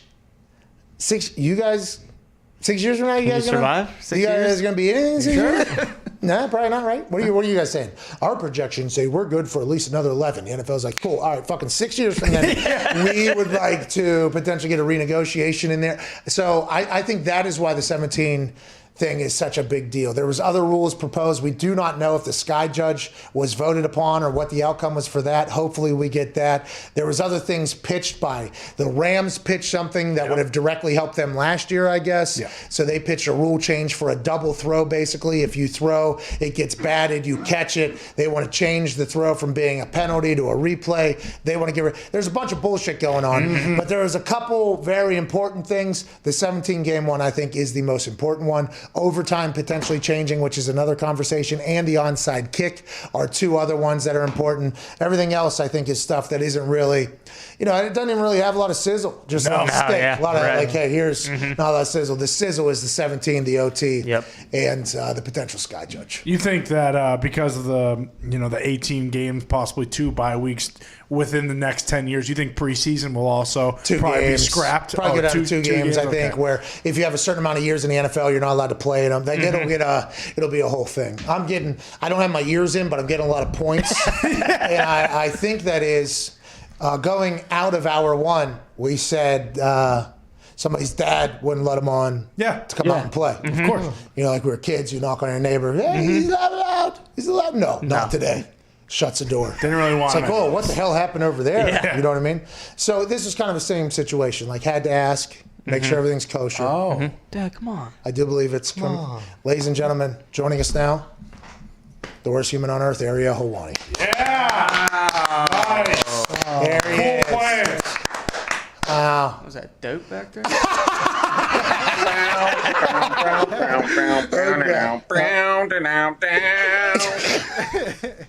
Apologize, Patrick. Apologize not to me, but to your listeners who you've lied to for the last few weeks. Apologize to them right now. What am I apologizing for, pal? Apologize for making up stories. Apologize for what you just said. Apologize because you turned my banning of the Patrick McAfee show into some other media hubbub. Tell the people the truth. Tell them the truth about the greatest guests in the history of this program. Tell them the truth about one half of the ESPN tag team broadcast champion of the world. Tell them the truth about how many times you've texted me and begged me to come back and begged me to save your show and begged me to save this rinky-dink operation that you call a program. Tell them what I did to you. Okay. Are you done? I'm not done. I will never be done because the PR tour that you have gone on over the past few weeks was pathetic, was sad, was a new low, especially for you.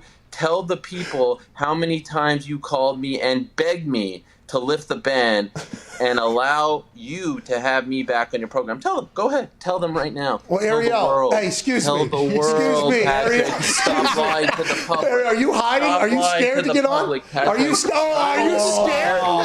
Are you scared to get on? Is that what that was? I thought you were scared to show your face. Are you scared to show your face Patrick, right now? I've never been scared. I will be scared of no man. I need to speak to my good friend, AJ Hawk. Put AJ up on the screen right now. AJ's on vacation. Where is he? He's on vacation. I want to say something to AJ Hawk right now. Well, AJ, hold on though. AJ works every day though. Since the ban that you got placed on yourself by the company, you are one half of the tag team champion. Patrick, we're not getting into this because you're creating a story out of nothing. Oh, okay, You, Patrick. My ban. I banned you. No, my ban. I banned you. No, Ariel. I banned you. I banned you. I was tired of the late payments. I was tired of the lies. But I want to talk to AJ Hawk here for a second because AJ's not when here. You made up your whole little story. What was the first thing that AJ said?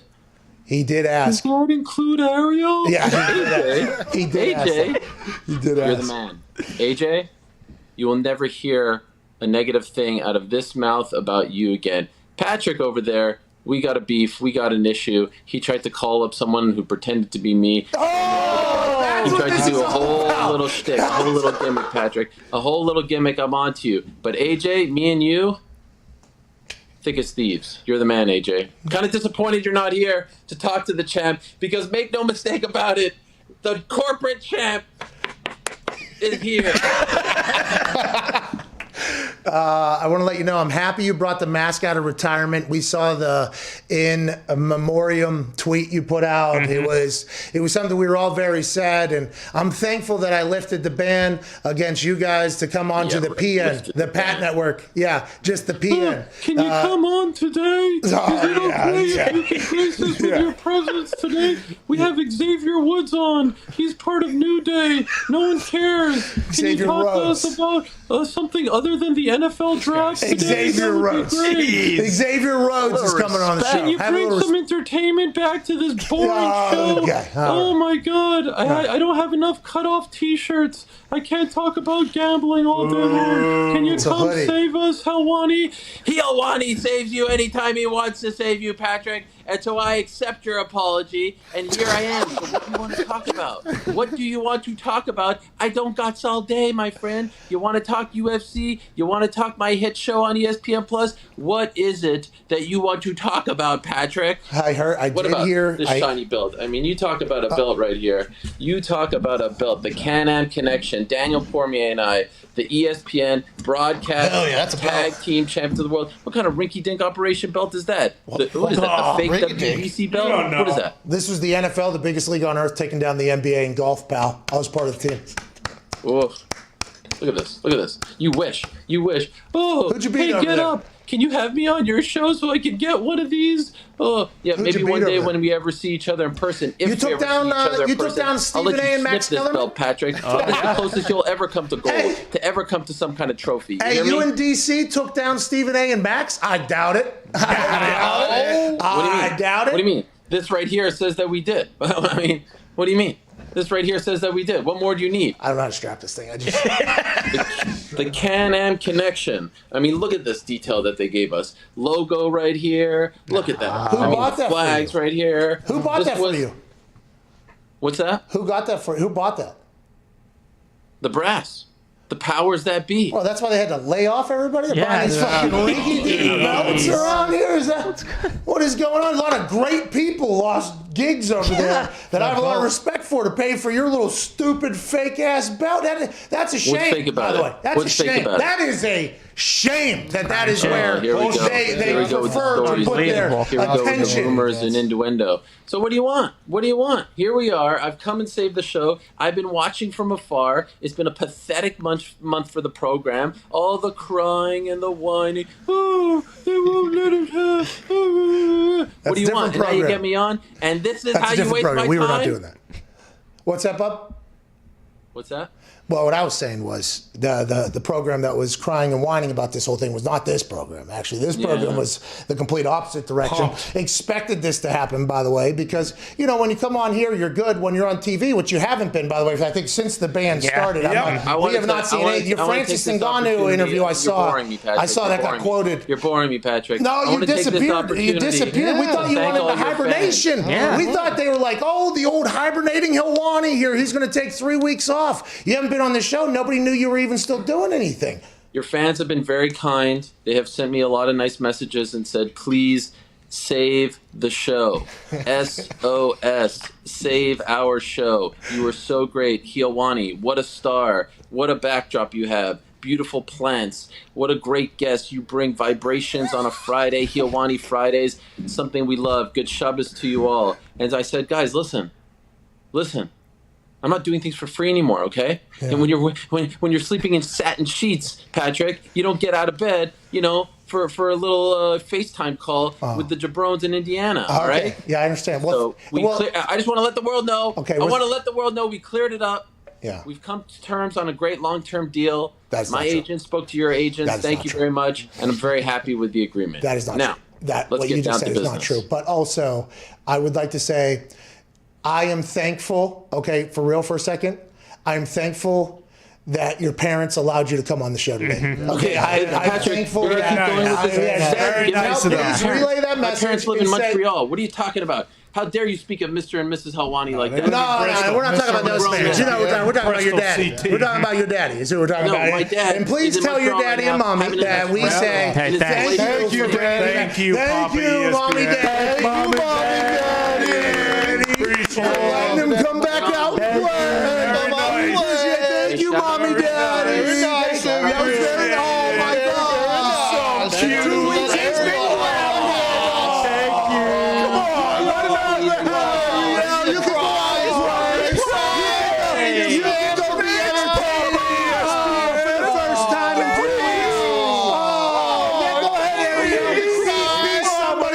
it's been television for the first time in a month. Go ahead and do it. Thank you, Mom mommy, daddy, for letting the champ back out of the house. What does that even mean, Patrick? One of us is a linear TV star. The other is a YouTube star. And that sure as heck ain't me, bub. All right? I mean, golly. I don't see... I looked on my TV guide earlier this morning. I ain't seen no Patrick McAfee show. You're wrong, actually. You're wrong. Yeah, you're fool. Shout out every Tuesday night on Shut up. You're wrong, pal. I did see it. I don't know what you're talking about over there in Indiana, but I know that right here things are good. I wish I could say it's been nice to talk to you guys again, but it hasn't. I'm disappointed that AJ tucked tail once again, even though I was here to actually extend an olive branch. I thought you were going to be friends with him. I thought you were going to be friends with AJ. Yeah, well, where is he? I mean, here, I guess I found out that I was back, that the ban was lifted on my part, and he ran away. Okay. Well, I'm thankful that, you're here. Okay. We're thankful for whatever happened. You got here. Now, can we talk a little bit about... It was a great deal. I'm happy with the terms. I don't know what your terms are with your daddy and mommy, okay? No. Thank you, Mr. Jacobs. Thank you for the deal. Thank you for the signing bonus. Could you imagine if there was? Listen, imagine if CFO Phil was on the horn with Ariel. Oh, man. That would be awesome. If you want to shoot, brother, I could shoot. All right? You Don't get it twisted, okay? I could shoot, too. Hey, Cole Cabana, I could shoot, all right? So let's go. Get on with it. You don't know that reference because you're a Johnny-come-lately. Mansuri back there knows what I'm talking about. Shut the fuck up. I know what Cole Cabana is. You just need to stop. I think you don't know about Las Vegas. You don't know about as well. The CM Punk, yeah, of course, he told you that in your ear. Okay, go on. I mean, my shoulders getting tired. I'm smarter than you. Every single thing you talk about. Are you going to be at WrestleMania next week? Let's break some news. Or did they not call you? Did Triple H say he doesn't need your sorry ass anymore? Tell me. That's what was said? Yeah. Reminiscent of Monday Night Football? No, reminiscent never gave me an opportunity to win the ratings war one time or two times. What, they wanted you to work at the Boca Raton Bowl? They felt like you were only good enough for that? That was exactly what happened, actually. And I was actually out on the field. I was in jorts, and it was a hurricane throughout the entire game. Raining pretty hard, yeah. It was a lot of fun. Yeah, it was a lot of fun. That's your mommy, daddy, though, who was making those decisions. Nothing to do with that. Doing NBA May 7th. Nice. Where at? Chi-Town. Maybe we can link up afterwards. All right. I mean, it's 3 hours away. I don't know if I would drive to talk to you, but maybe if you didn't put that fart sound in there, I would have went and done that. What are you going to do? Are you actually play-by-play? Color commentary? Yeah. I say it's actually, we're going old school Vince Scully style. No analyst, no reporter, just one man in the booth calling all the action. And what an honor it is to be in this position. I mean, after all these years, all this hard work, it's great to be in this spot, I must say. Is that on ABC or ESPN? It's actually on ABC and ESPN simulcast, also on ESPN Plus, the platform that Chael Sonnen and I built, Ariel and the Bad Guy, which you can, of course, watch every Wednesday and Thursday. We built it off our shoulders with our hands. Only 2 shows a week? Mr. Chapek to call us yesterday to thank us for all the subs. Only 2 shows a week? Only 2 shows a week? Well, that's that show. Then I got DC and Helwani. Then I got Ariel Helwani's MMA show every Wednesday. I mean, we're talking about every single day a 4 different shows. Kind of program from yours truly. Yeah, but if a tree falls, it's like if What's the tree, you know how they say, like, out in the middle of the woods, like if a tree. Yeah, they say that. You know what I mean? say And then they say if nobody's around, like, did it make any noise? Doesn't matter. No, I think we make noise, my friend. I think we make noise plenty. Now, you said you wanted to ask me something about something, so ask me something. Or was this it? Was it just this? If this was it, then I'm cool with it because, I'm happy with the deal that Mr. Jacobs and I signed. I just want to know that we're okay with, these kinds of questions on the program. Can you zoom out there, Mansuri? Can you zoom out there and do your job for once? That would be Foxy. You need to fucking have a little respect for Foxy, because please. The lighting is kind of blinding me. So much ice on this thing, you can skate on it. Oh, look at that. Why don't you have a grill yet? I feel like Helwani should have a full grill at this point. A lot of people said that I was gifted with some of the nicest pearly whites they've ever seen. No braces here, Patrick. Unlike you, I mean, grandmas used to stop me on the street and say, "How did you do it? How did you get such a perfect smile?" I said, "Sister, good hygiene, good genes, good genetics, and a whole lot of brushing." You know what I'm saying? And a whole lot of brushing. Oh, those are veneers? Nope. Look at that. You know what? What a compliment. What a tremendous compliment. You've ever said to me. Because they're so good, they look like veneers. But no, here I am. I mean, have you seen the detail on this All right, thing? let's get past it. The Can-Am, we get it. You lost. Stephen A. and Max definitely came through and got that. Yeah, and I would assume that that's the second time Stephen A's won that alongside Skip and whoever else Stephen A. is with over there. And maybe Herbstreit, by the way, he might get in the ring. Yeah. He came off top rope a little bit as well yesterday. Yes, he did. But Ariel, let's talk about something you do know about. Can I please? Please. Do you want to take the belt off your shoulder? And no? I mean, do you want me to? Does it make you uncomfortable? No. Does it make you feel inferior? No, but just like a fake belt, a fake championship while you're talking, you look stupid. Kind of look like a clown. Fake show, fake arms, fake shirt. All real. When's the last time you were tested, huh? When's the last time? A couple months ago, actually. I got a full test, got a blood test done as well. I mean, they were trying to see what I had. They had to get me. You know what I mean? Do you have those jabrones follow you everywhere you go for like affirmation? Like, can you ever have a one-on-one conversation, or does it always have to be like, with me, because I mean, come on. I've lived such a Grow up. incredibly hilarious life. You make me sick. The boys are here to be like, yes, what are you saying actually did happen. You remind me of that guy. And there's so much happens. I don't live in the basement and do 4 shows a week. I do so many things. Right. I actually forgot that they took my oil to actually test me. That did happen a couple months ago. So I got to remember some things because so much happens.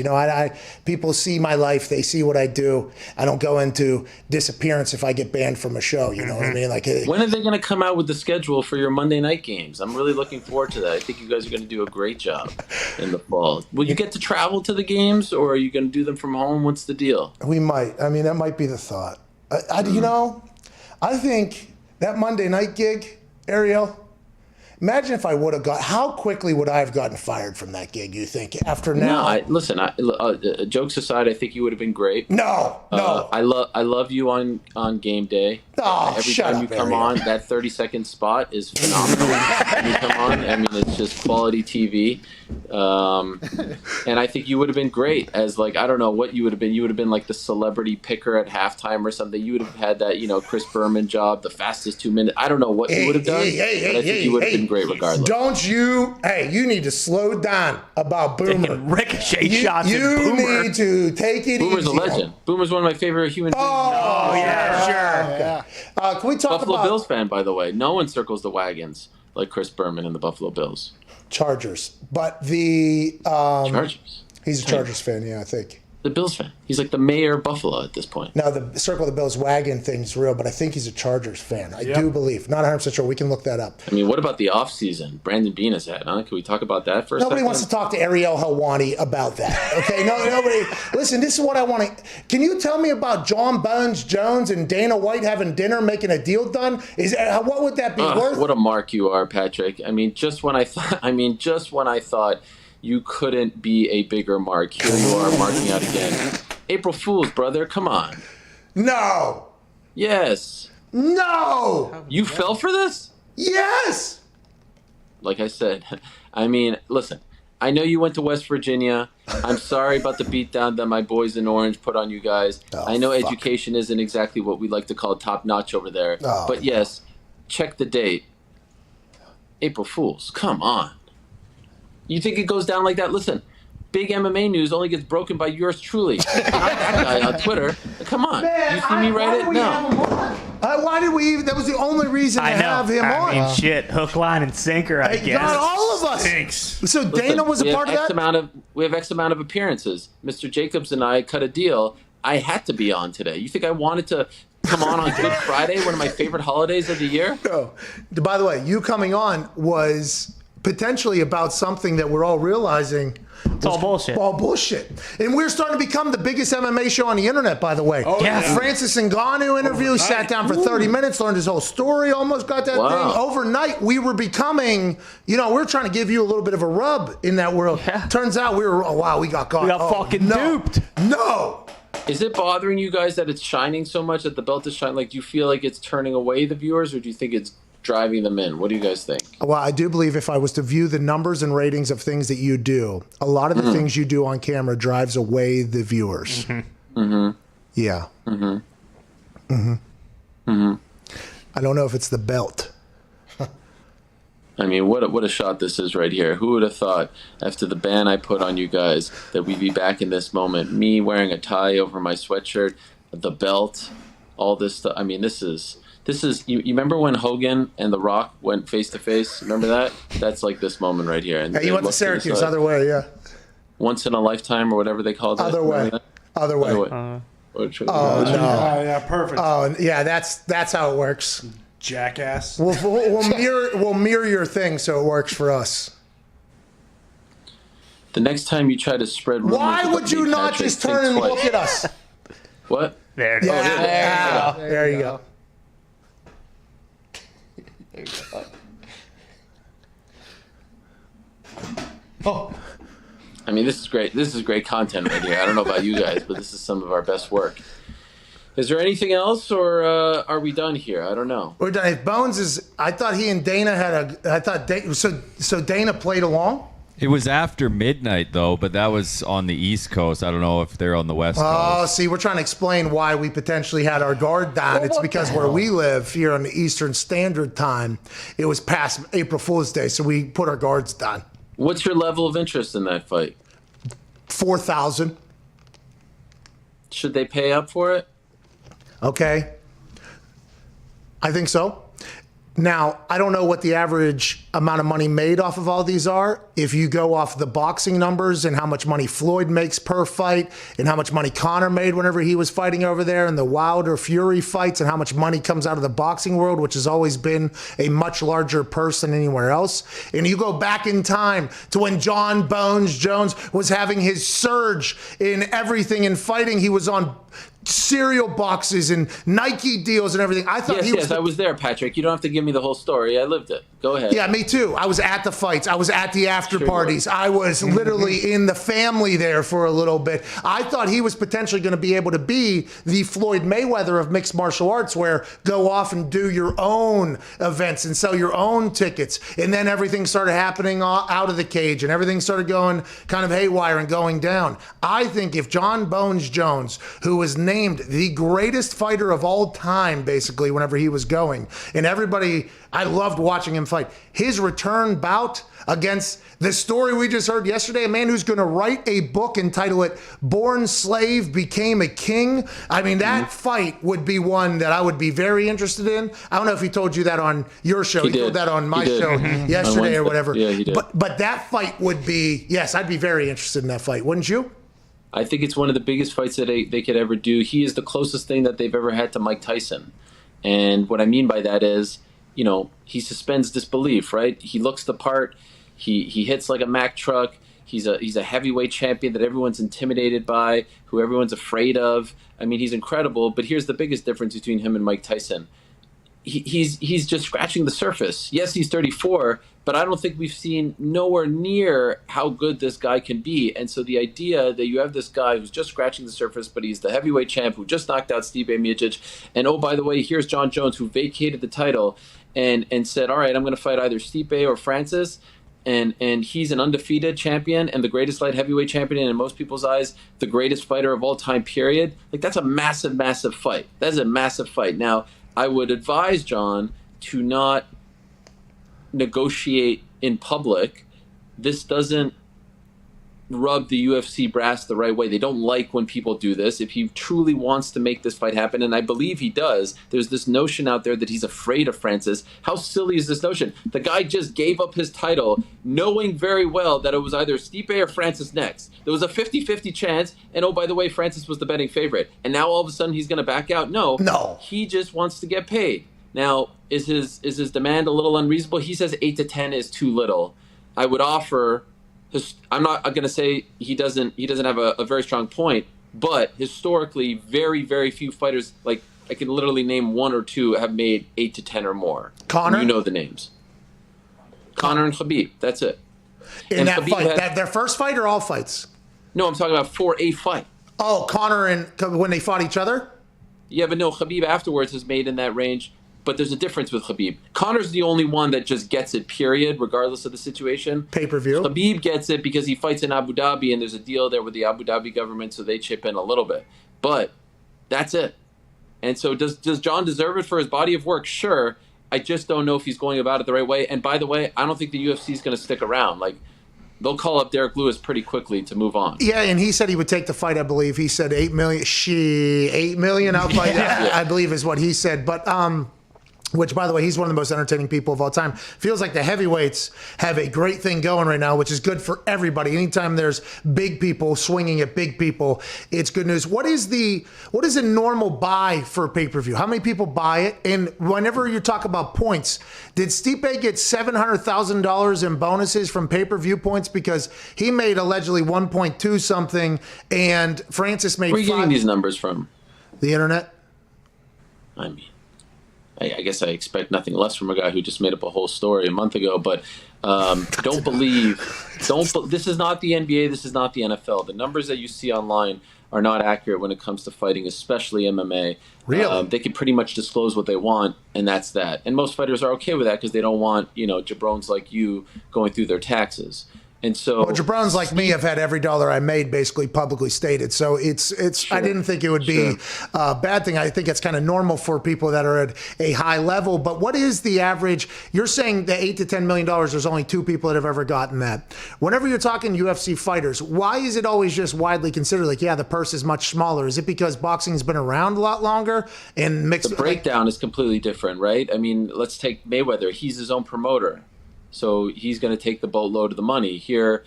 And also the rest of the card is making a lot less. So he's able to take the lion's share. Even if you don't have a guy like Mayweather, let's say you have a guy like, I don't know, Anthony Joshua. He's promoted by Matchroom Boxing, Eddie Hearn. It's going to be him versus, let's say, hopefully one day Tyson Fury. I mean, just look at the gate, look at everything, look at the breakdown as far as the TV deals and all that, and then look at what the rest of the guys are making on the card. So that's not to say that it should be way more in the UFC. It should, but I'm saying they like to spread it out a lot more. I know, by the way, because you're essentially working for them as opposed to being your own promoter or co-promoter, you're going to get a lesser portion of the pie. So you're saying how many downloads or how many pay-per-view buys? For which? What I predict that Jones and Ngannou would get? Yeah, give me like biggest of all time, normal, and then biggest of all time is a little over 2 million for Conor Khabib. These days they're on fire. The pandemic has treated them very well. So there have been a few like Conor and Dustin did over 1 million. Masvidal Usman did over 1 million. What is it? $69.99 or what is it? $49.99?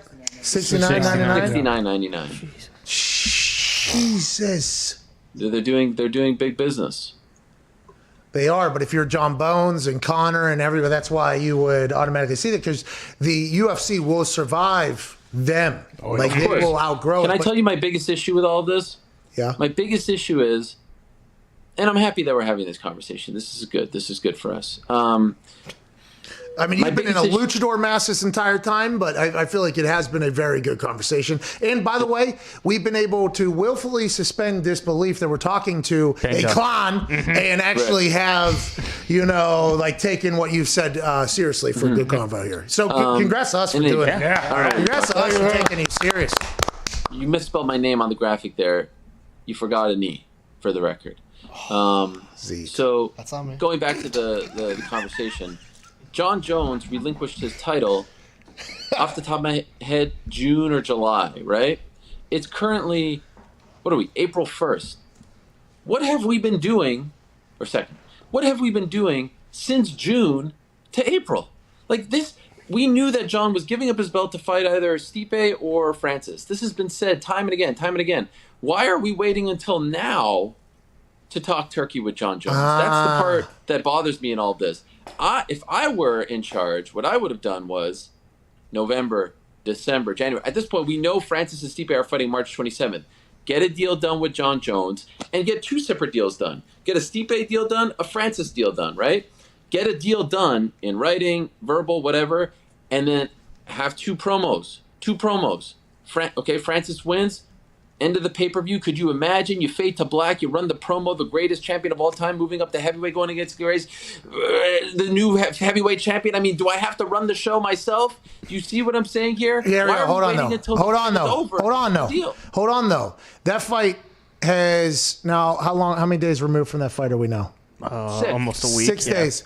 Now the conversation's reignited again with a April 1st, April Fool's Day tweet or whatever, but just whenever you release that video, it gets big pop that night. Right at 4 a.m. or whatever, whenever that pay-per-view ends, you get a big pop that night. I think you get the deal done, obviously pre-hand, but man, the slow roll this week of rolling out that John Bones is going to happen. I think that would be better booking personally. But if you want to make the announcement at 4 a.m. after the fight just ended and take Francis's enjoyment moment, it's 12:30 I mean that is on the East Coast, 9:30 on the West, and all eyes are on Francis and the coronation of the new king and all that stuff. If you want to wait till Monday morning, fine. But I feel like, I just look at the activity online at the end of a pay-per-view. It's sky high. I mean, my numbers through the roof. I mean, unbelievable numbers, for my programs. So I would have done it then, promo or not.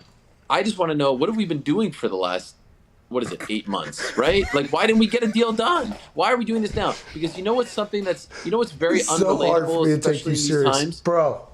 You're talking right now to a company that's about to go public, right? UFC is about to go public, right? Mm-hmm. And I think you're making I think Endeavor just bought out. They now have 100% ownership of it before it goes IPO or whatever. So I don't know what that means, but UFC is about to skyrocket. And you're breaking down a very, very, very good point, bringing up very logical questions and things that would be good for their business. But you're wearing this luchador mask the entire time. It is very difficult. Oh my God! Wow. Oh, still got the belt there. Yeah. Still have the belt. In case you were wondering, it is me, my friends. I am back to save this program. Helwani is back. Helwani Fridays are back. Feel Good Friday. Suck it, he says. Helwani Friday. Suck it, he says. Ariel, you want to take a phone call? Oh, God. Who is it? Booker T, that jabron? Did he just finish set with his 5-pound Fisher-Price weights? All right. No, that's not who it is, but we got to get to a break. It's been a lot of fun talking to you, Wait, Ariel. what's the call? I want the call. Give me the call. I was just going to pick some random, but I mean... Let's go. Hit me. All right. Let's go to Derek. No, let's go to... all these questions are very NFL related, which you know nothing about. So hit me. I can talk all day about Xavier Woods. Let's go. Jeez. Let's go to Derek in Texas. Derek, what's going on, bub? Hey, it's Pat and the boys and Dana White's favorite fluffer, Helwani. Yeah! I like this Derek in Texas. What do you want to talk about, Derek?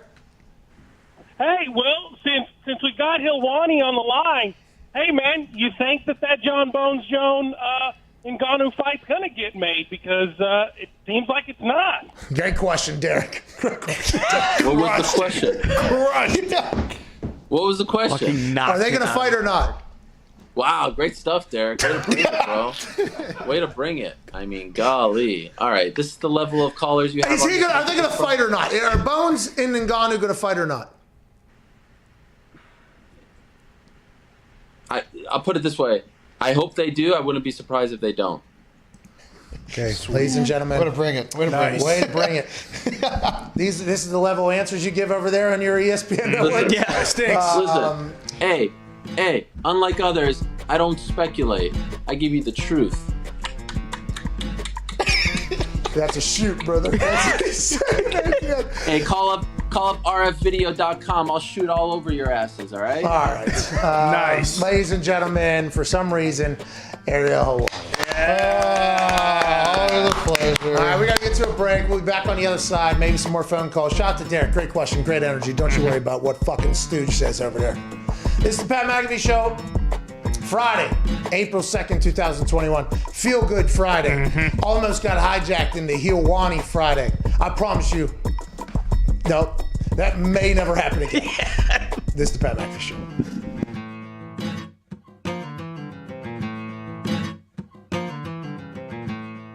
We are moments before going out onto the field and kicking some field goals to raise a crap ton of money for the kids. And I'm about to become an old man. Said I do this, then I do this, then I do this. Oh, Kazi. Oh my God. You want a little bit of that grandpa. Hey, you see, you go, and then, I'm just so excited we can raise some money because that's what we're here for. What's going on? Hey,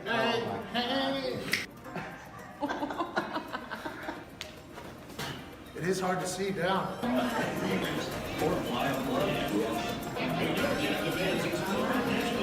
Cool, Grandpa.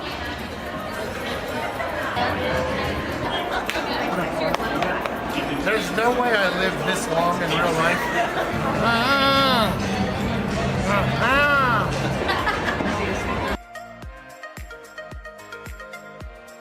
Ladies and gentlemen, give it up for our contestant and cheer him on as he attempts to raise $70,000 for cancer research. On your mark, get set, go!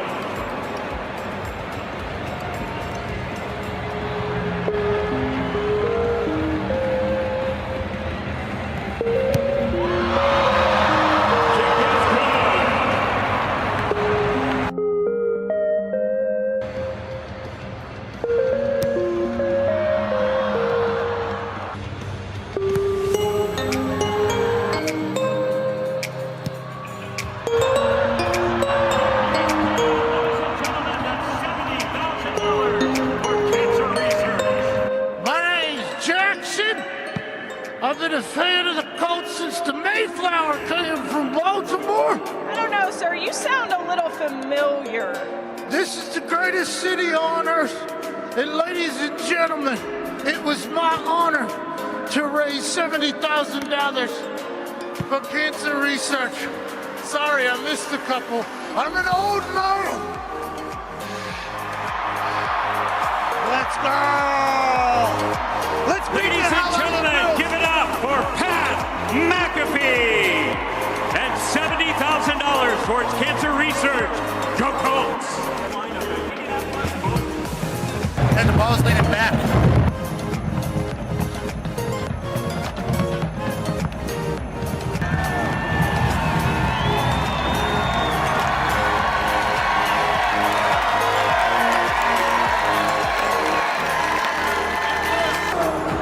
Couldn't see. It's a lot more difficult seeing. Hi! Old man's got a hammer.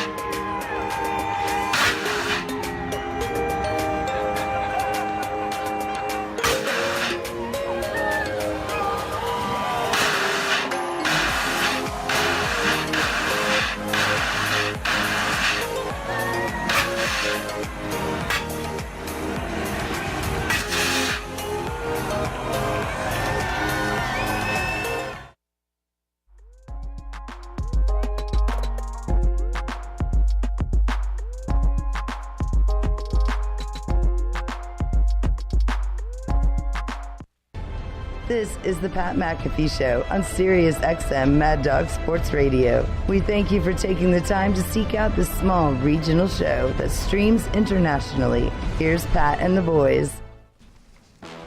Welcome back to that show. With spring coming upon us. Hey, this is a big one here. Oh, yeah. With spring coming upon us, it's time to get some home improvements going on around the house. And that means it's time to get the lawn on track. Hell yeah. I know. It's the last thing anyone needs is another complicated or toxic lawn product. Sunday is more than a lawn care product. It's a customized lawn plan that works with nature. Okay. Go. They take out all the guesswork and the unwanted chemicals so you can grow a beautiful lawn that's better for people, pets, and the planet. Love that. It's a pet-safe product. I actually have a box of their customized formula for my lawn here in the office, and I'm very excited to try it out. It arrived yesterday. It's a very cool process, and you'll learn a little bit about your lawn as well. I found out that mine full of silt. Oh, really? Is that right? Silt. It's a type of soil. Type of soil, yeah, sure. Silt. Okay. So it's also in I'm in a flood, my backyard is a floodplain as well. Yeah. So I believe that's why the silt is there. So anytime I try a different product to get that thing a little bit more green, it's a guessing game on whether or not it's going to hit and match with the soil that's underneath the grass. Sure. No more.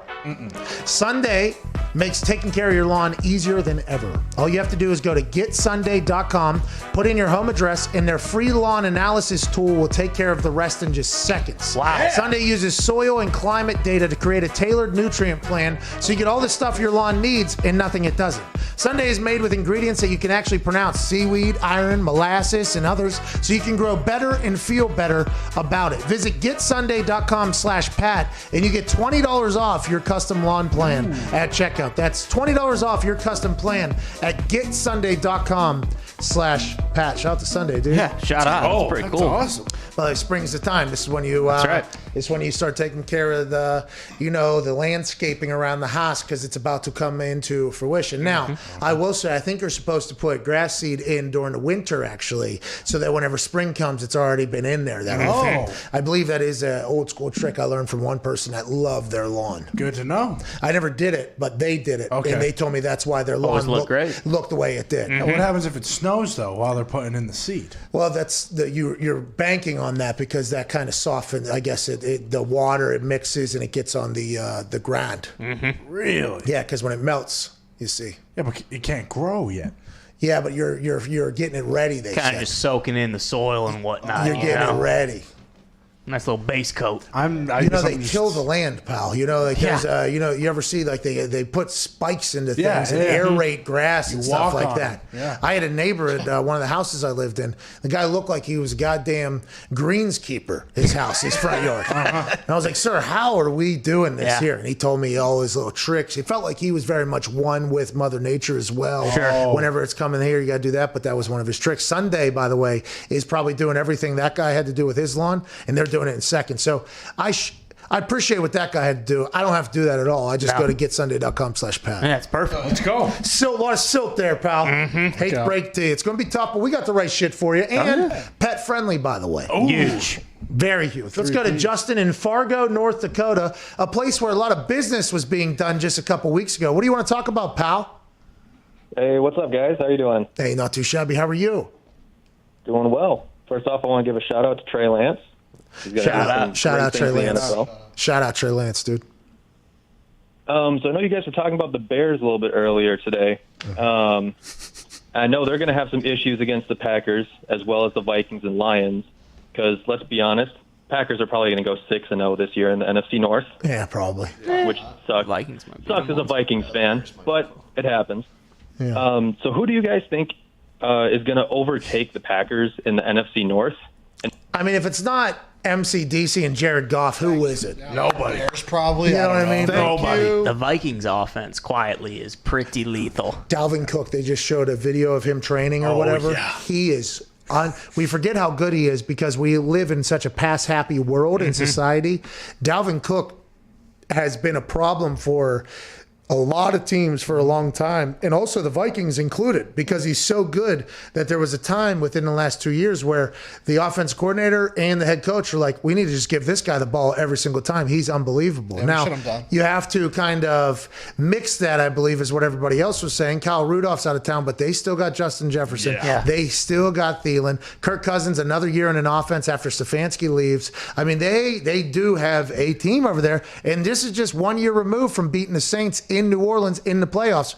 Maybe a push-off by a guy who's now a Giant, but it is maybe the Vikings are a team that don't get talked about enough. Maybe. I think one of the reasons they let Rudolph go is because the other tight end they got was a high draft pick from USC, Irv Smith. Like, he's very good. Very good. They could be very good this year. We'll see. I think their defense still kind of stinks and is young, but their offense is incredible. 7-10. Chicago Bears going 7. Oh, shut up. Yeah. What if it's 6-11? Think about how bad that sounds. You have 11 losses. Oh my God. No You matter have to what, win. it's a win-win for us. It is very hard to win a game in the NFL. Very, very, very hard. You win 6 times, your record's 6-11. You sound like dog shit. Worst hair. Hour 2 wrapping up here. On the other side, we'll have Xavier Rhodes, corner for the Colts. Can't wait to chat with him. We'll see you in 6 minutes. It's the Pat McAfee Show.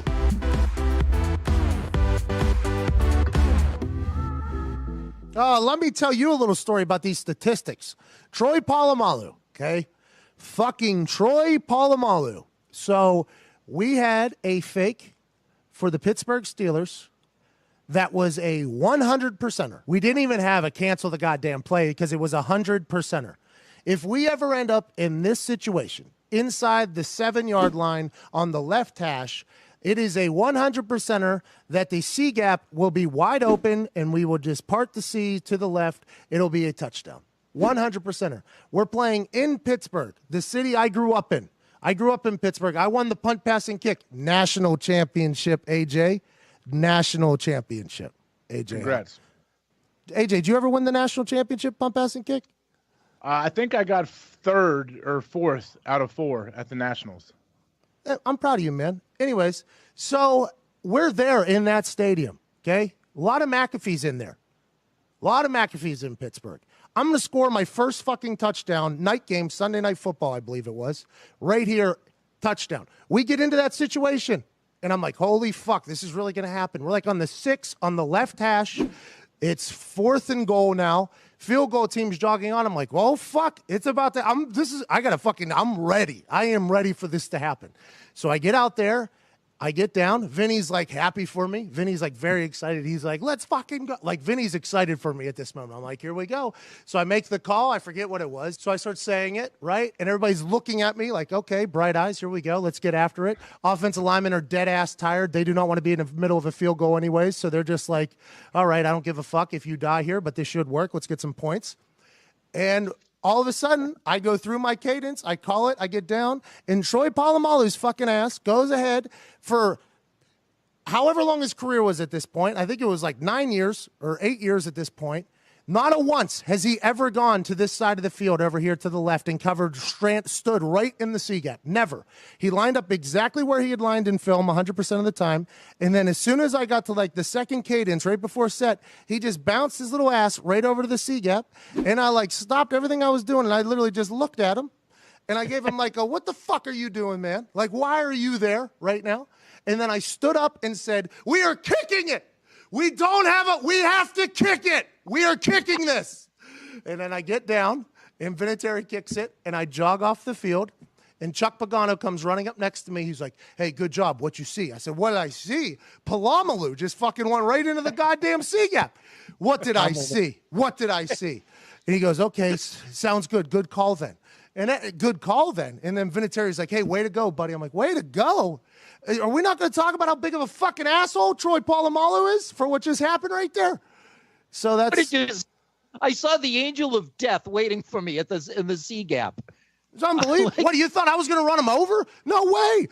He's probably going to strip me and score a touchdown the other fucking. That's Polamalu, bro. That ain't just your backyard football with your son. These are professional fucking athletes. He'd probably jump over the lineman, pick me up, and run me into the other fucking end zone if he wanted to.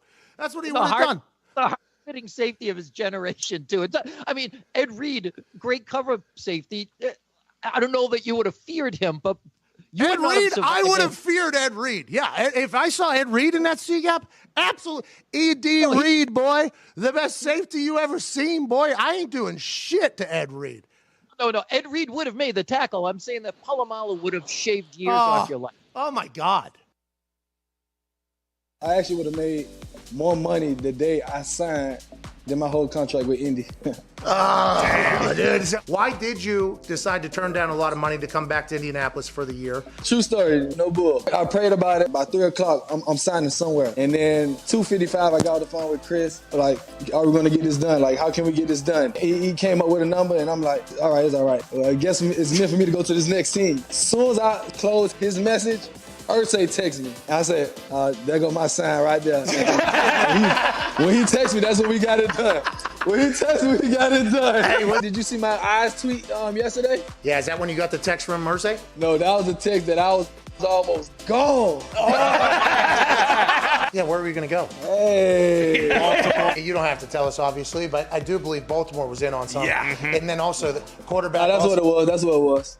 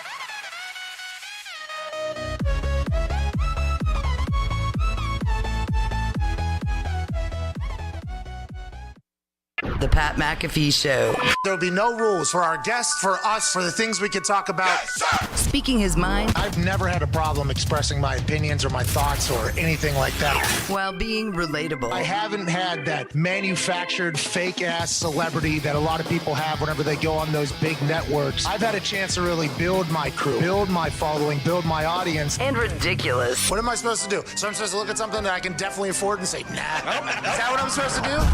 The Pat McAfee Show starts in 3, 2, 1. Welcome back to that show. Friday, April 2nd, Good Friday, Feel Good Friday. Hour 3 begins right now. Shout out to Twine for that beat drop. Hilarious show thus far. Had the return of a character. Last hour, got a chance to chat with him about us getting April Fool's pranked. How did we let that happen, boys? That's on me. Huh? That's on me. Yeah, but you were probably the one that sent into the group, which that group text is a ongoing list of things to potentially talk about on a day-to-day or whatever. And it's a beautiful message board in there, basically. Oh, yeah. You know, with a lot of tweets getting sent and things like that. Uh-huh. But normally when it gets sent in there, I see it. All right, I see it. And then normally I do my own, let me go see what's going on. Let me get the response. Like, I do that. I'm on my phone a lot in this particular profession. With that one, I synced it. I clicked on it. I think Dana answered. Yes. I was so excited. I was so pumped. I was so thankful, like, okay, Bones is back. I just completely let down my entire guard, I think. And also, I mean, it was the next day. It was April 2nd when I read it, so I had my guard down. So this is allegedly just an April Fool's prank. And Bones actually tweeted out moments before tweeting this one out that it's actually 11:42 here where I'm at right now. Mm-hmm. Yeah. And the next tweet was this one. And that was him basically saying, it's still April Fool's Day, isn't it, over here where I'm at? So he got us. We talked to Ariel about that. Ariel broke the news to us that was that. And that's kind of tough letting him get a win. You know what I mean? Yeah, it's a real bummer. Yeah, but if it happens, then, you know, we were right. Helwani was wrong. Exactly. True. If they potentially come to an agreement here in the next couple of days, we knew it all along. Exactly. But we did get got. That's going to happen in this game. You just got to get yours more than you get got, though. And I think we've had, you know, some good conversations this week about a lot of things. Mm-hmm. We have a guest joining us here momentarily that I cannot wait to chat with. And whenever he was in Minnesota as a Viking, I think he was one of the most talked about defensive backs in the entire NFL. Mm-hmm. Yep. Then something happened at the end of Minnesota run. The Colts signed him. Chris Ballard brings him over. Last year, dominant. Yeah. Hell of a player. Absolute hell of a player. Hell of a player as soon as he gets to Indianapolis. It was awesome to see. It was great for the Indianapolis Colts. Just recently, he signed a 1-year deal to come back to the Indianapolis Colts. So we don't know if that's for another year to potentially try to get to free agency, which I think if he continues to play how he's been playing, he will be able to get paid from somebody. But Xavier Rhodes, I'm very pumped to hear about everything going on in his world. He's not on. Come on, Xavier. I was trying to draw out the intro as much as possible. Literally everything. I was trying my absolute best. The thing I did miss is he was first-round pick back in 2013 out of Florida State. That's right. 3-time Pro Bowler, first-team All-Pro, hell of a football player. Just signed back with the Indianapolis Colts.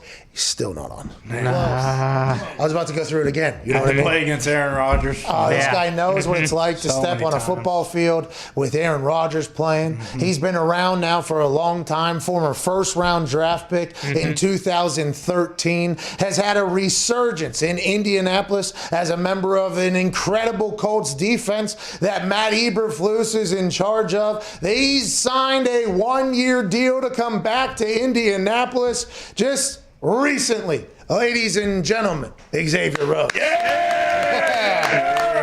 How you doing, Dave? How you doing, dude? I'm doing great, man. Can't complain. Life is great.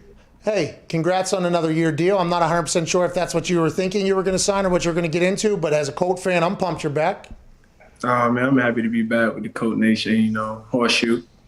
Now, when you come to Indianapolis, because I think whenever you got to Indianapolis, a lot of people are, okay, Xavier Rhodes, holy shit, we got a great player here. Then you think about, some things maybe weren't perfect in Minnesota. What has it been like in Indy, though, for this? It feels like you're back to being top of your game. Like, you're in your prime right now, it feels like here. Whenever your career it was so damn good, it feels like you're playing better than ever. What has it been about the Colts that has made you, is it the leadership role that you automatically fall into? Is it the defense? What is it you think? Confidence. Playing DB, it's all about confidence, having confidence in going into that game, knowing you can do your job the best way you can, and, and just going out there with just the confidence, knowing you can win each and every down. And those guys believed in me, and I felt they believed in me. The coaches showed that they believe in me, and they told me each and every day, like, we're going to help you get back to your ability to do what you was before, and we just going to build this confidence in you, have you not worry about anything out there on the field.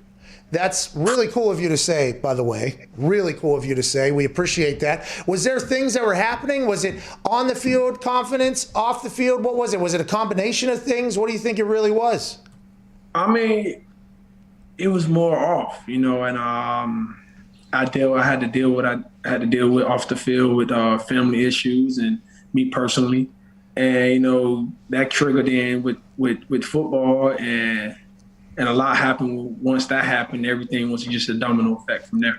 Okay, so whenever you get, by the way, thank you for telling this. It's very fucking cool to hear this, and I think a lot of people will learn from this that, hey, even the best athletes on earth sometimes deal with some shit and go through some shit. So I appreciate you saying that. Frank Reich, has he been a big part of this whole thing? Because, for instance, Carson Wentz seems to be a guy in Philadelphia where he wasn't playing his best football. Seems like confidence, if you watch his game, was the type of thing. Now, he just said he kind of needs something new. They say Frank Reich is a guy that when you're in there, is it Frank? Is it the culture? What is it about Indianapolis that really had you kind of turn it all around? It's both, man. Frank, he's gonna let you be you. He's gonna make you go out there and play. Give everything out there on that field, man. You can see it out there with the players. And we run to the ball, we play hard. The offensive players, they running routes as hard as they can. I mean, they fight for every yard on the field. On the defensive side of the ball, we strip the ball. We try to create turnovers. We run to the ball. As you can see, we run to the ball each and every down. Yeah, it's a race. Yeah, it is a race. See who can get to the ball first. See who can strip the ball first. It's competing in everything. And not only the offense and defense. You see on special teams, them guys is out there hustling, running, tackling.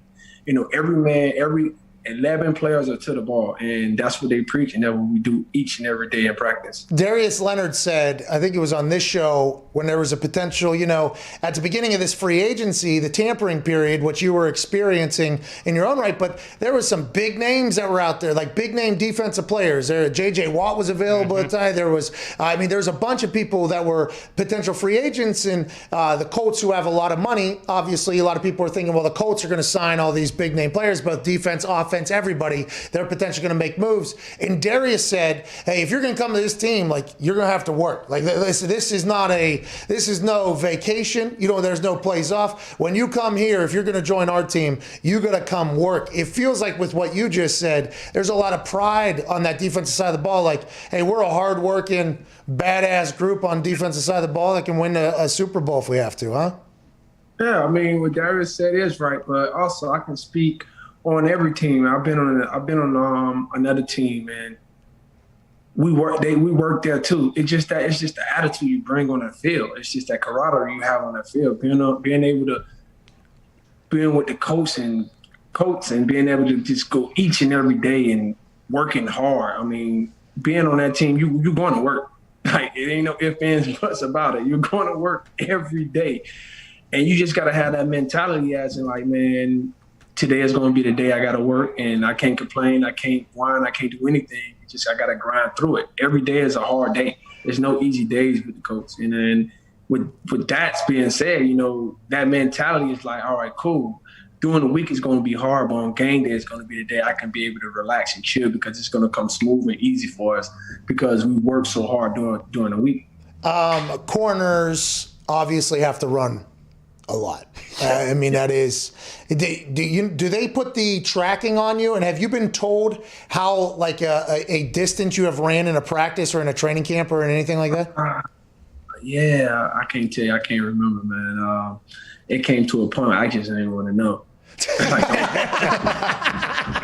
Because I think that was the big thing. Because before, you were around when they didn't have those, right? I mean, that was then the science came in, and it was like, okay, we're going to put these trackers, and it's going to when I was introduced, they actually described it as Soviet satellites. That's Soviet satellites is how it was described. I'm like, oh my, the old Russians are involved in this? Like, what is going on? And then like the data, they were like, do you know that insert name here runs 6 miles at practice every single day? Maybe we should dial it back a little bit. Because there for a while, nobody had a clue the exact amount of, how much running was happening. Then they started putting those trackers on, and they're like, whoa, we need to potentially save the corners. You kind of played through that whole process, right? Did that change anything for you? It ain't changed nothing. You're running, huh? You gonna work. You gonna run. I mean, you can't dictate. You can't really prepare for the game because you don't know. You never know how the game is gonna go.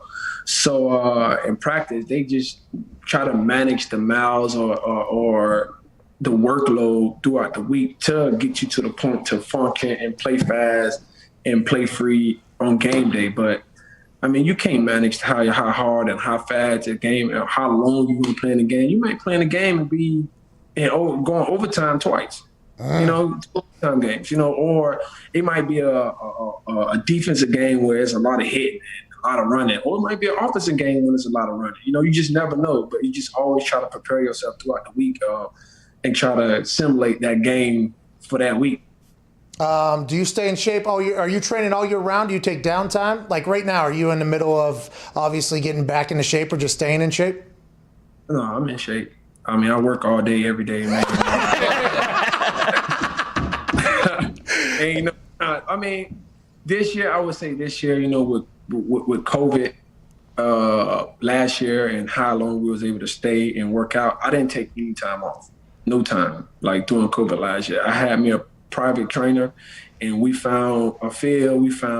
He had his own private gym, and it was just me and him, and we was working each and every day, and I didn't stop. I worked out every day. Did you like that? Did you like that off season where you got to control more? Because I think that's something that they're pitching for the future here. Oh yeah, I mean, but then again, you have different people, different strokes for different folks. Some people they need to be monitored. They need to be pushed. Do you have some that can just do it on their own? I mean, but then again, I don't know. For me, I don't need to be monitored. I'm gonna work each and every day. I've been in the league long enough to know what I can and cannot do. I know my body. I know how hard I can push my body. I know how far I can go. And I know what can help me recover faster. So it's like I don't need anyone to monitor me because I learned throughout the years playing in the NFL what's good for me.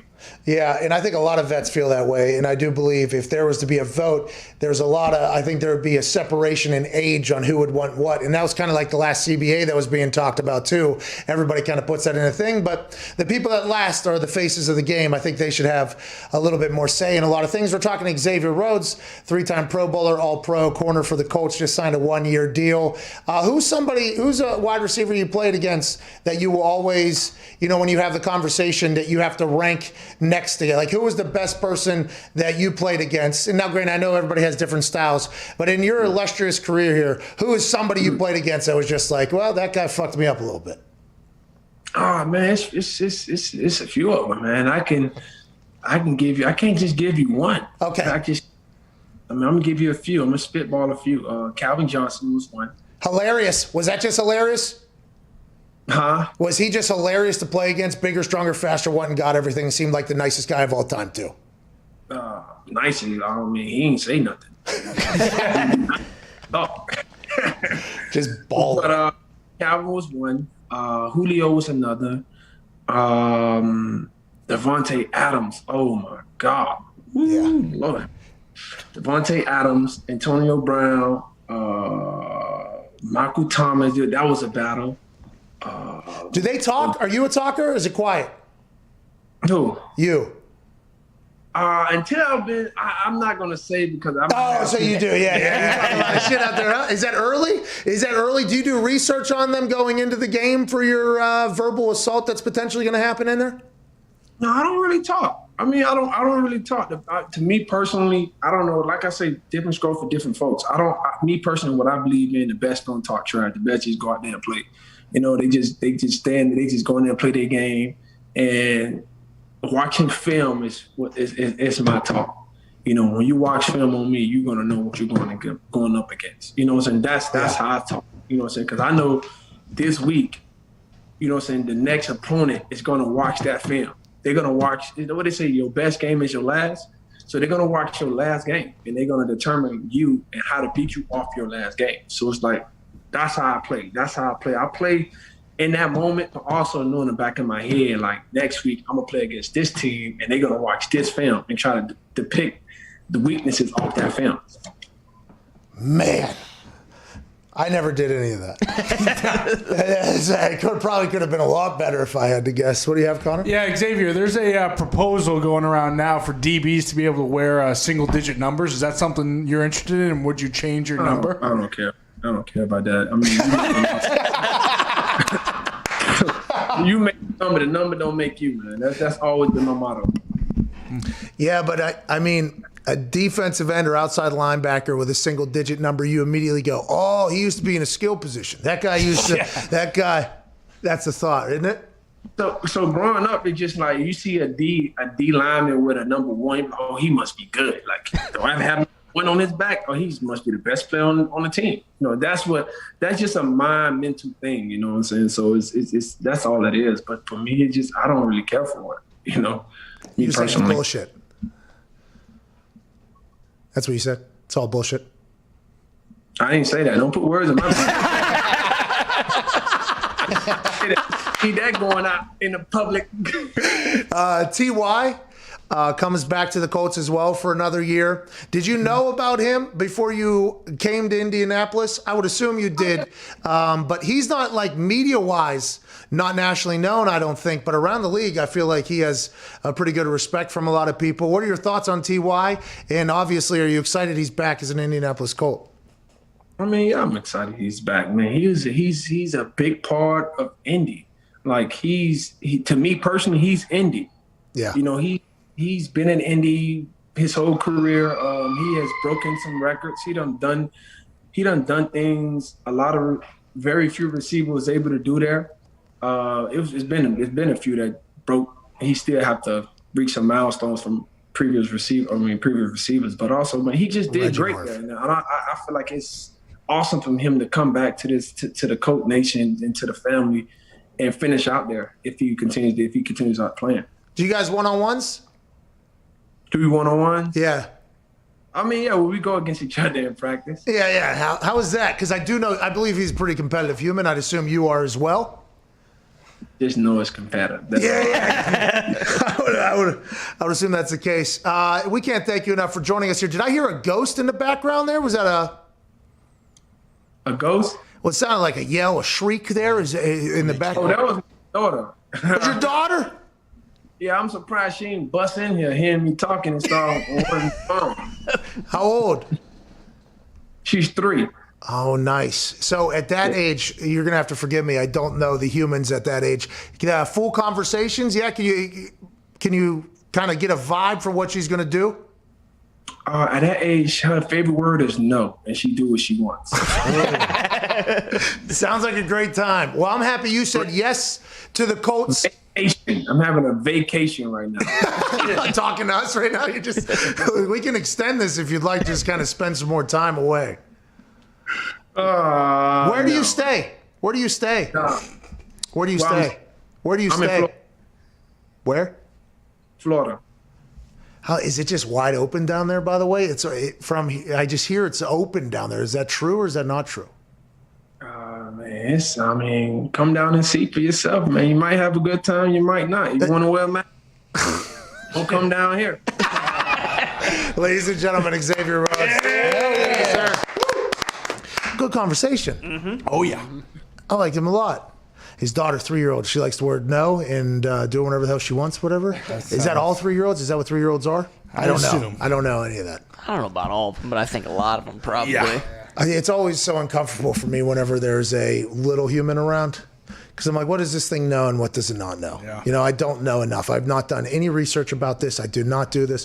What do they know? What they like? If I say fuck here, is this ruining everything for you guys? No, I'll forget. They don't know. Well, that's not what I've been told by every single parent. I think if that is, they start repeating quite a bit. Yeah, they're like a parrot for everything you say. So it's always, I always get a little bit scared there. I'm like, I'm not going to be the one that ruins everything they got going on over there in their household. Yeah, but 3 years old, like, can you think back to when you were even 5? Yeah. No, that's what I'm saying.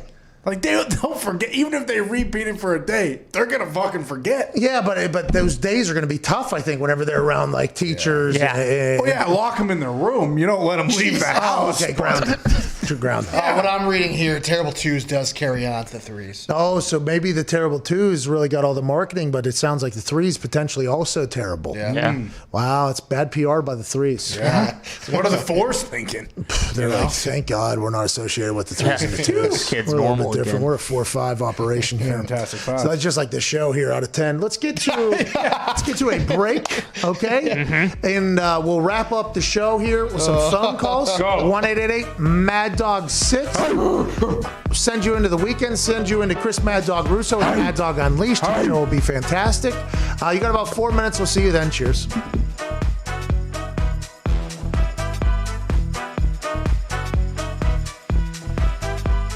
Today's event is me versus a Carolina Reaper pepper. A pepper that has what? 2.2 million Scoville on average. I think it's pretty much the hottest pepper in the world. In comparison, a jalapeno is 6,000 Scoville. For every second after it is in my mouth, I don't grab this milk. We'll give $25 to a random person in the comment section right now. $4,500 feels like a good amount to give away, though. And that'd be 3 minutes. This is going to be a long 3 minutes. That's redder than the devil's dick. That crunch. How we doing so far? Doesn't look too bad. I should have taken a drink of water beforehand, though, because I think I had a dry mouth. I had a little cotton mouth. Oh, okay. Once the hiccups start, I think you're just about done for. What's your biggest regret in life? Do you have 2 more minutes in you? I think it's just starting to hit like the peak. The curve on this thing is just starting to go up. You are handling this much better than Bill did, though. You are, yeah. Billy Tubes was puking 10 seconds in. 130. 130. It's burning my esophagus. Do you feel like you're going to puke? Oh, yeah. God, that milk looks ice cold, too. No! Beer that broke my heart. Hey, one more. Yep. Now we go. 8, 7, 6, 5, 4, 3, 2, 1. Dance with me. How you feel now? A little bit better, but not great. Oh, God. That's a bad idea. I need more. More milk.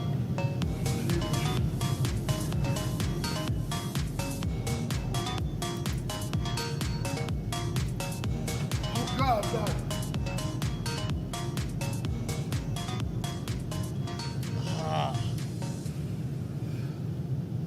Yikes.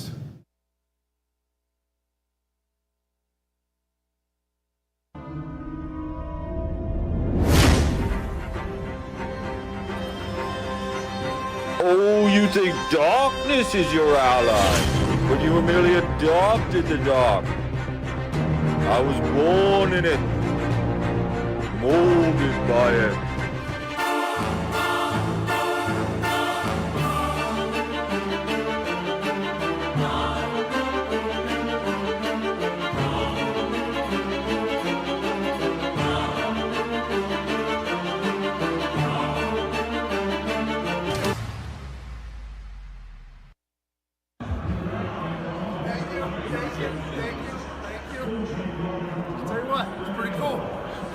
Goodell gave me a big hug beforehand, too, so that's good news there.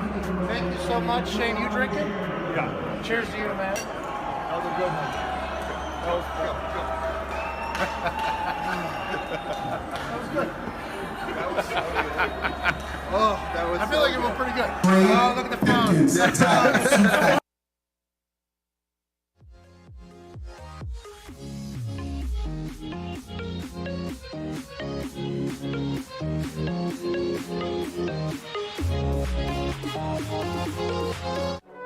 Every day is game day for these guys. It's showtime on the Pat McAfee Show. Welcome back to that show. Friday, April 2nd here, 2:27 and 34 seconds here on the Eastern Standard Time clock. Wrapping up an incredible week of riveting sports content and takes. Oh, yeah. Good conversations that span the entire globe. Uh-huh. Caused some drama with an answer that was given to us by an answer that was given to them.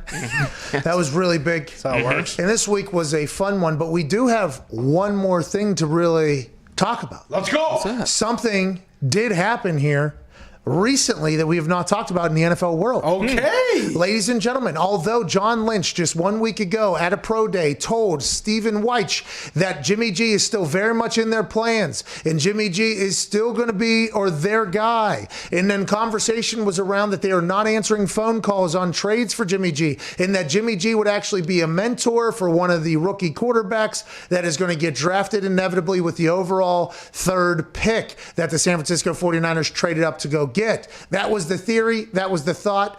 Now it's being reported that the San Francisco 49ers are fielding calls for Jimmy G, and everybody believes thus far publicly, allegedly, that the asking price is too much. Now, Dove Kleiman is reporting that Michael Giardi, Mike Giardi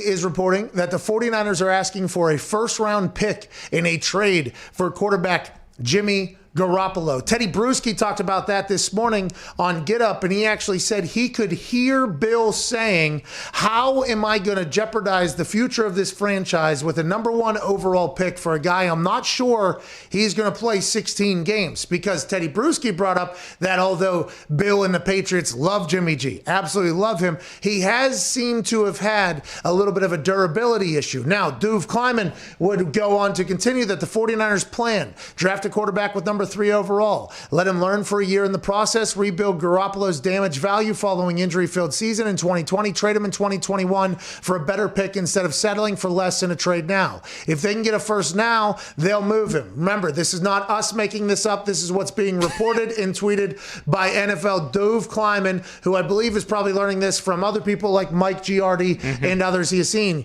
Garoppolo has a no-trade clause for 2021, but not for 2022, which means it'll be that much easier to trade him after a year. The 49ers will probably be able to get a better pick in 2022 if he plays well in 2021 instead of trading him for less this year and only with Jimmy G's permission to trade him. So Jimmy G is their guy. He's in their plans strictly because his contract is set up as such that he would have to be. So the no trade clause means he can be traded, but Jimmy G has to agree to where he is going to be traded to.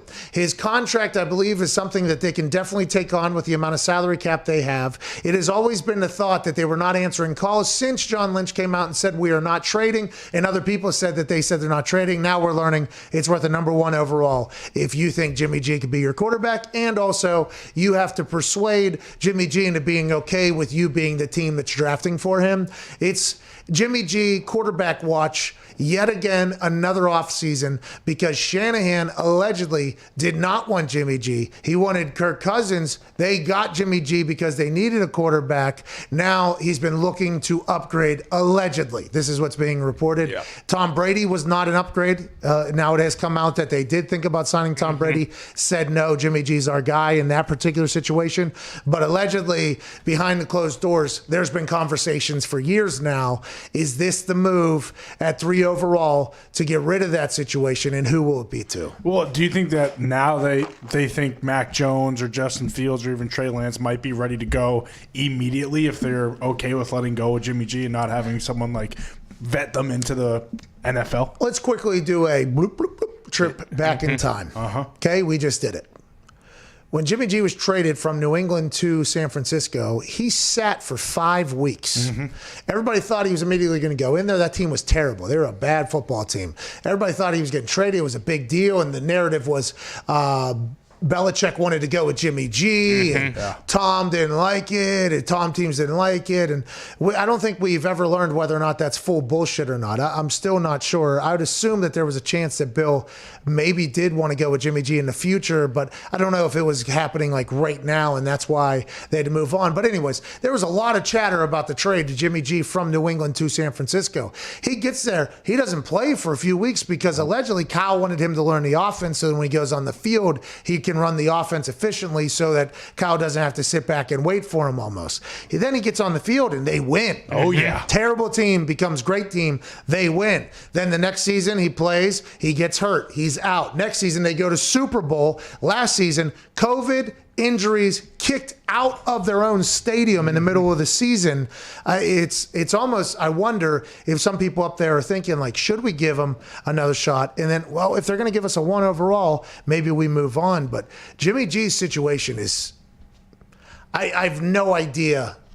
I have no idea what's real and what isn't at this point because there's been so much shit said about it all. Are there any teams that you think would trade one of their first round picks this year for Jimmy G? Miami Dolphins. Chicago. Come on home, Jimmy. I mean, you think Jimmy G to Chicago? I mean, his contract is still $24.5 million cap hit, right? So, how many teams? Andy Dalton's 11, and they literally just came out and said he's our starting quarterback. Yeah. But if Jimmy G is available, does that change with the Chicago Bears? See, and I want to let you know, I've always been on Jimmy G's side. I've always been on Jimmy G's side. Is Jimmy G as much of an upgrade over Andy Dalton that it would cost you an extra $13 to $14 million and a first-round draft pick? I don't know. I'm not saying anything. I'm just saying that would be the decision that they would have to make. I'd say so. I mean, he's played in the Super Bowl, and plus then San Fran, you got to assume, gets one of either Foles or Dalton back to help He's won a rookie. Super Bowl. Excuse me, you're right. He does have a ring. Have a little bit. Yeah, geez. Come on. What have you done for me lately, huh? Patriot fan? Always. Let's get to some phone calls. Let's go to Kevin in Pennsylvania. Kevin, what's going on? Hey, Pat and the boys, what's going on this frigid Feel Good Friday? That's what I'm talking about. I like that, Kevin. What do you want to talk about? Well, I wanted to give a shout-out. You guys got me on April Fools to the Garage Guys and Chase. You totally got me. I wasn't a part of it. Just want to let everybody know I was not a part of that. That was his thing. Okay, well. Yeah, I was not a part of that. No, right. I did not know man existed before it happened. Did check him out. Seems like a legendary dude. I just knew nothing about him.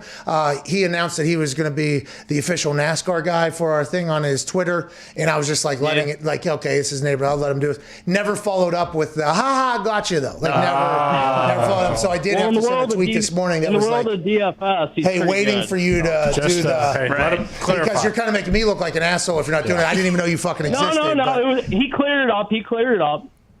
Oh, is this him? Is this Chase, by the way? If it is. No, this is Kevin. I just wanted to clarify that, but I wanted to shout out him. I also wanted to just shout out you guys for the $500. Oh, appreciate you, Kevin. Oh, yeah. Yeah, that was... do your thing. You know what I mean? I thought but this is very similar to the situation with Samuel Brown. Oh yeah. Right, and it was like I was the asshole in that thing. I'm not even involved in this whole thing. Now we have since made. What's his RBT? Bill. Oh, Bill. Samuel Brown. I don't remember. Is that his name? Bill. I think that's his name. Good guy. Follow him now. Good dude. I've actually followed him since then, but I had no idea who he existed because I live in literally my own world or whatever. He cooks up that he's coming on the show. I do see it. I think he's doing something with his people. I think it's one of those things. So I'm like, kind of, you do what you got to do or whatever. Then all of a sudden I became the bad guy, and I was like, whoa. I was not even, whoa. I'm over here. All by myself in India, and then this type of thing I thought was happening with this guy again. So I was like, I'll let it happen. I'll let this thing happen. Okay, you do your thing. But then there was so now there's a chance that his people think I'm an asshole, but I wasn't I didn't even know he existed. Seems like a legend, but I didn't even know he existed. It was nice to learn about him though, I guess. April Fool's Day, you know? I mean. Bill, is that his name? RBT is correct. RBT, yeah, the guy that the one that said he was going to come on the show. Samuel Brown. Yeah, Now I remember. Samuel Braun is his name. Yeah. Okay, yeah, because I follow him. Like I've learned about him, and I actually enjoy him. But at the moment, it was like I was the bad guy. It's like whoa. Slow down. Just like old Phil Harrison over there at Buckeyes Wire. That's right. That headline was garbage, dude. Libel. That happened this week. Yeah. Couple days ago. That was this week. Let's go to Tori in Arizona. What's going on, Tori? Hey, Pat Boys. Happy Feel Good Friday. How we doing today? Hey, fantastic. How are you doing there, Tori? Doing pretty good. Actually got some For the Brand merch arrive yesterday, so I'm pretty pumped about that. Let's go. When did you order it? When did I order it? Yeah. Probably, it was less than 2 weeks. I would say maybe 10 days or so. That's not bad. Hey, I'm pretty pumped up to hear that, by the way. I'm pretty, because normally it's not because of, let's just get it. Supply chain has been affected due to COVID and everything like that. So I wear a lot of our merch, but I don't push on it because I'm not 100% sure how it's going to go on the backside of it. And I don't want to piss people off, especially if it's nice to hear that, though. I want to let you know, shout out CFO Phil. Yeah, shout out. And shout out to Loyalists making that happen there. We appreciate that a lot. Was that a specialty item or was that just like a For the Brand shirt? I got a shirt, I got a hat, and then I also got the Aaron Rodgers dropping dimes, suck it signs T-shirt. Okay, yeah, there we go. That's a full one. Yeah, that's good. Okay, we appreciate you doing that, and also letting us know that it is working out a little bit. Let's go. Yeah, he's wearing that. Yeah, thank you. What do you want to talk about, Tori? It was there was a bucket hat I wanted, but you were sold out of that, which is disappointing for me. But good business. You guys are doing good business, so that's good news for you. Once it's back in stock, I will order. But those were one of the things that can't. I didn't know. Due to the pandemic, we don't got I mean, any fucking bucket hats. They told us that. Oh, because we wanted them. Yeah. What was the bucket? That was a pretty good bucket. Oh yeah. It was a good one. Yeah. There's no way we're getting those. No. Those things are done forever, pal.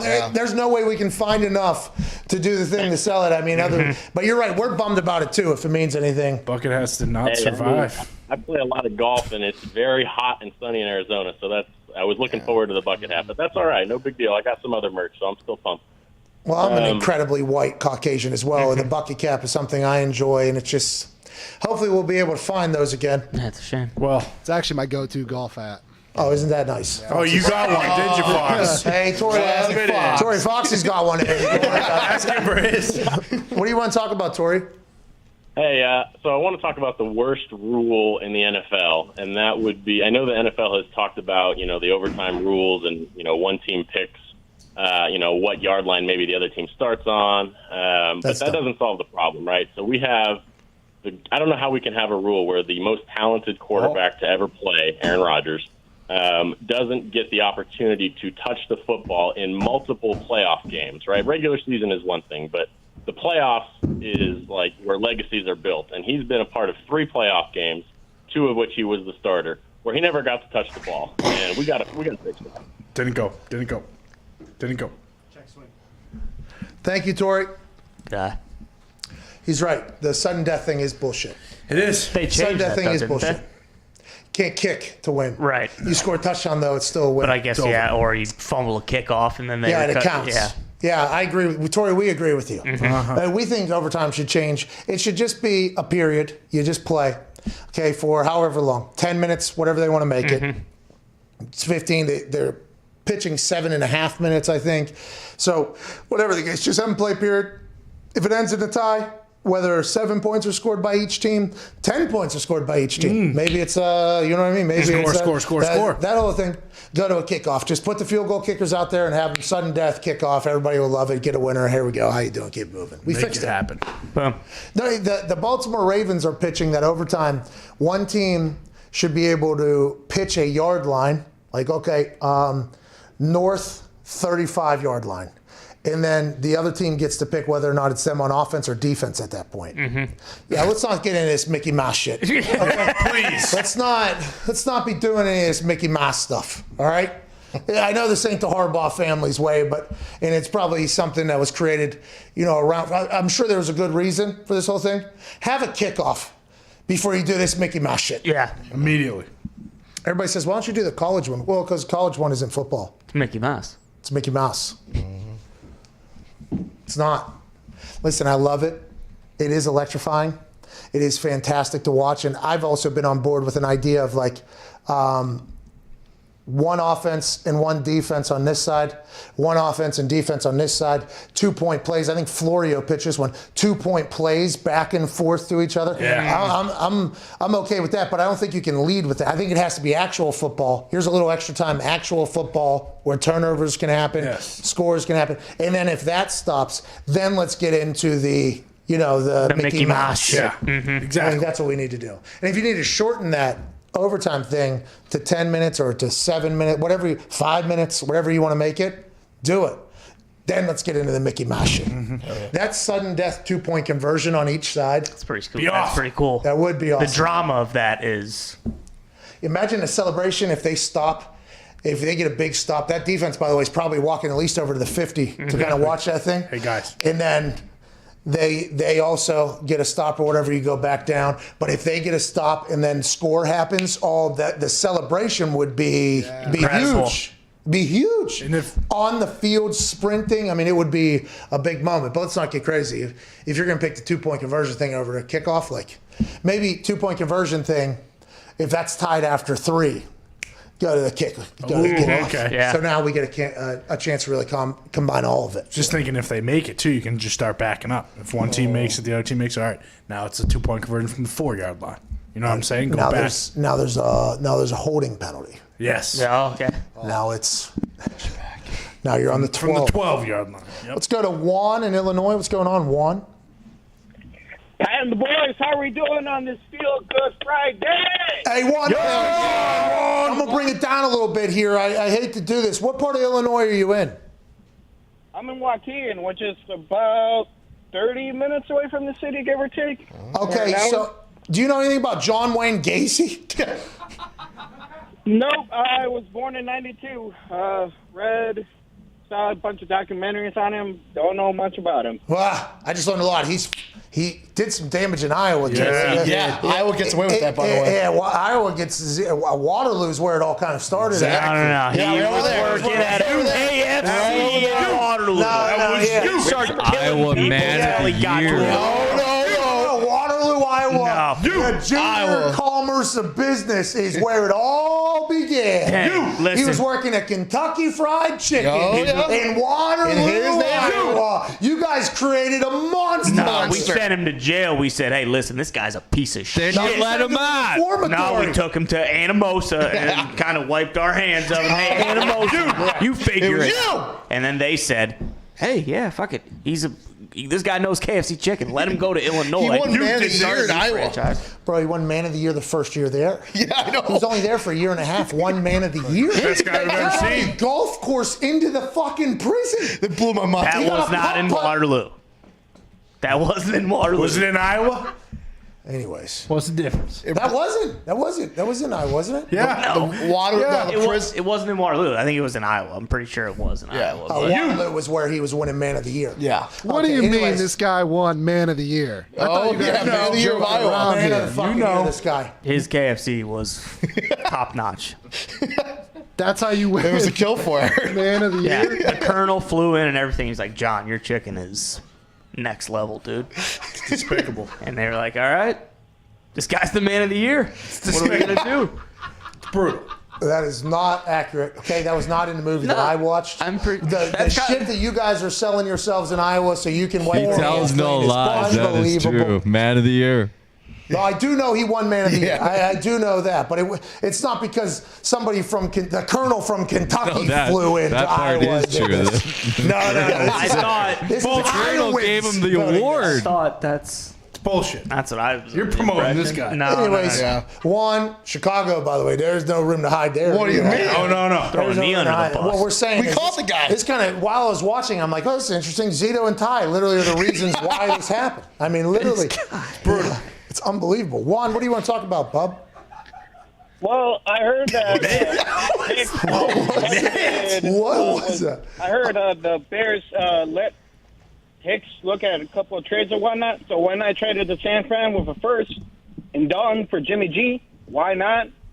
I mean, he's looking for another payday.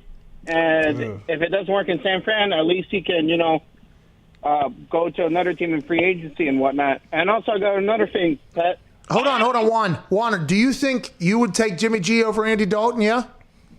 Oh, absolutely. Really? $14 million more in salary and everything? Why not? Hey, that's our front office. Yeah. It's quarterback. It's quarterback. Yeah. And what is your other thing, Juan? I mean, we think of drafting quarterbacks either way, so I might as well get an established guy like we did with Jay Cutler, and instead of having to, develop someone, because we stink at doing that.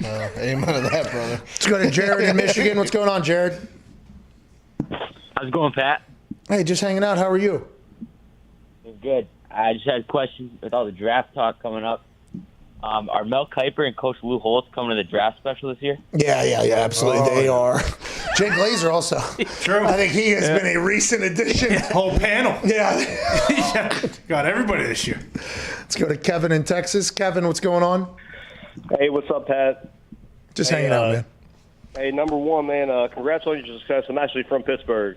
So I appreciate you guys, man. I'm one of the fortunate people that have been working from home for about a year now. I listen to you from 11 to 2 Central, and I listen to Mark Madden from 3 to 6. I'm not trying to put a plug in there, but No, yeah. I mean, that's I all I listen understand to, if you're a Yinzer that's living out of town, there's a chance that could be a little taste at home there. No and I fake news, man. Yeah, all right, good. Anyway, secondly, man, I need you to use that big goddamn megaphone you got, because Bob Nutting is a fraud, dude. Bingo. He's the 10th richest owner in the fucking major leagues. He spends dog shit on salary. We won 98 games in 2015. I know baseball's not your forte, Pat, but that piece of shit. You got to get Mark. You got to get Mark Cuban on the phone, man. Good rep earlier. Get him on the phone. Get him about the Pirates. Yeah, Kevin, listen, I've been on that train for a long time. Had Mark Cuban on the show. I actually asked him, hey, why aren't you buying the Pirates? And he said they wouldn't let me. And and another thing was his kids now are at a certain age, so there's a lot going on. I think he has attempted. I'm on board with it. And you don't need to tell me to hate that fucking Nutting family more than I already do, okay? I would have loved baseball, I think. I would have loved baseball. Oh, yeah. But the Pirates were a team in Pittsburgh surrounded by other teams that were having success, and they were run like there was some Bush League, minor league, amateur bullshit operation. Not trying to win, not wanting to win, just trying to make money. And that's the worst type of ownership, which is why I actually was a Yankees fan growing up, and I didn't really watch many games, but they were a team I liked because their ownership was the complete opposite of what the ownership was in Pittsburgh. And everybody's like, well, they're buying their championships. And I was like, at least they're trying. And that is what I would like to have. The Pirates have never done that. Fuck that family. Yeah, they stink. They never will either. They always will stink. And by the way, this is an inside Pittsburgh thing. They have a ski resort called Seven Springs. Ooh. I'll never fucking go there either. Nope. Terrible skiing. Let's go to Mo in Virginia. What's going on, Mo? Hey, what's going on, Pat? Hey, just hanging out. I think I got some things off my chest there about the Pirates ownership. I feel pretty good about it. Yeah. Sorry about that. I don't know if you recall. I got like 3 little quick things. Last night, driving home from work at 2 a.m, listening to you guys talk about the North Korean thing and Russian thing, just hilarious. Who do you think, by the way? Who do you think ultimately wins that? I was gonna go with North Korea, man, just because, but looks like Putin might have it though. Yeah, I do think Putin's squad will take down Jim Kong's, but I'm happy you enjoyed that debate. What do you want to talk about? Jim Kong. Second thing that I want to mention is Falcons are picking 4th in the draft, but nobody's going to talk about it, so I have no idea who they're going to get. Probably a quarterback. Last thing, when Phillip Rivers retired, a lot of people said that he might not make the Hall of Fame, or he might.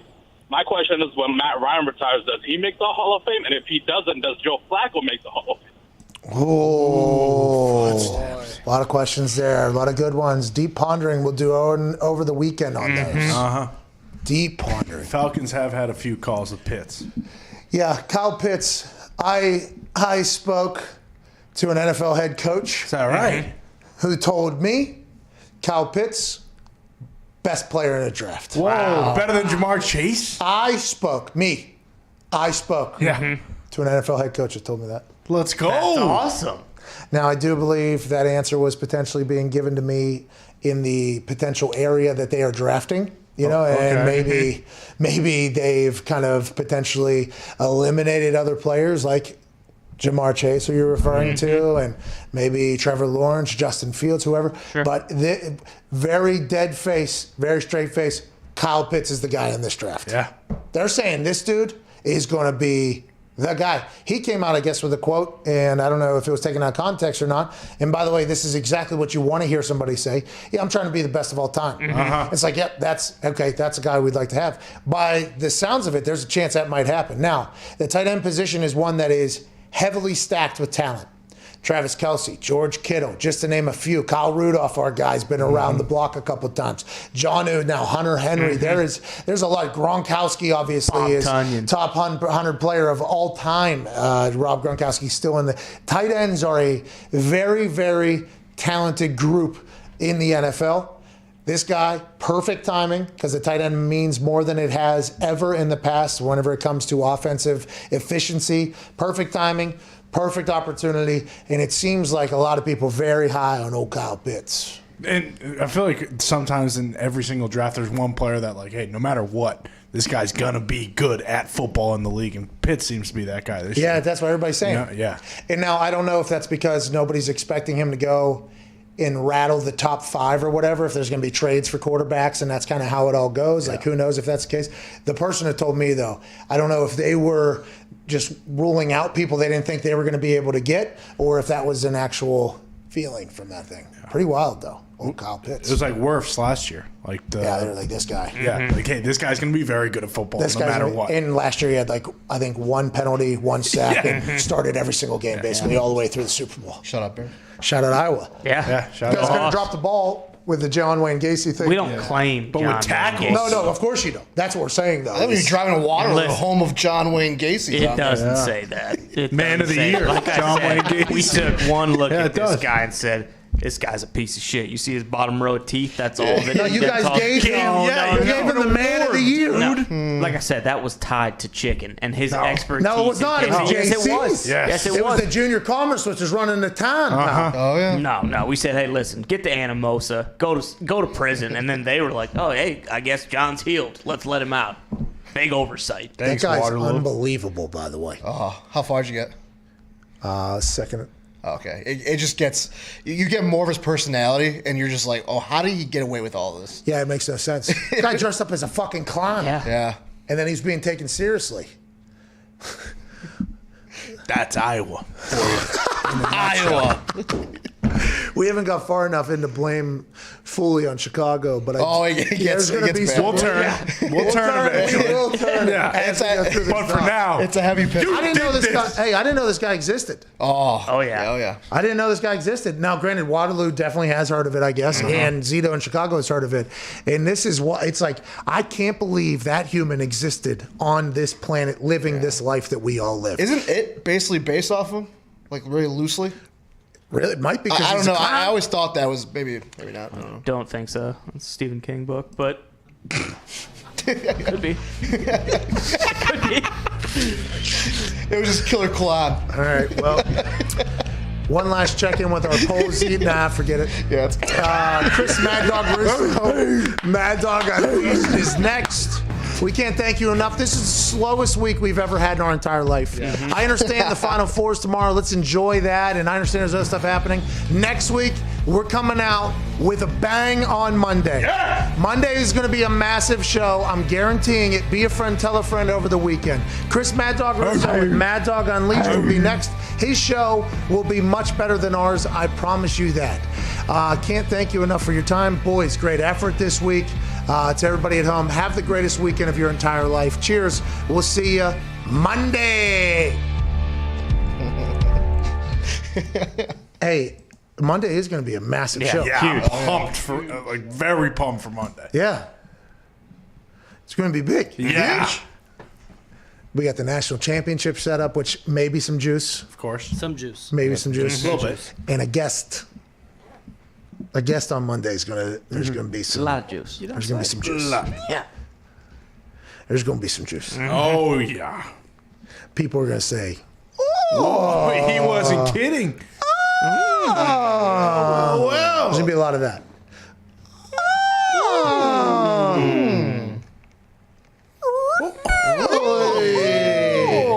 A lot of that. You know what I'm talking about? Oh, yeah. The mathematicists in the office figured out how to give away the $13,000. Zito and Mitt really took that one on, which is probably not our best effort in our office to see who can take care of that. But Zito and Mitt, real nose to the grindstone. Let's take care of this. Let's give away $13,000. That was for hashtag Parmafee Show, I believe. We can't thank you enough for entering into that. If you won, you will find out today, I believe. Yeah. I believe on the Twitter you'll find out today. Mitt just different dead plan. gaze at me. Yeah. He's already blacking out drunk. Yes, we will tell him today. Oh, that guy in Uber. Okay, Bill McComas back there was handling the autograph charcuterie board, plus the PC gaming, the gaming PC, and also a chair I believe we're giving away. Billy Tubes is handling that. You'll find out, Bill, when next couple of days, Bill, today? Next couple of days. Bill's wired in. Oh, he's coding right now? Yeah, he's wired in. Bill, your giveaway, when next day, next 2 days?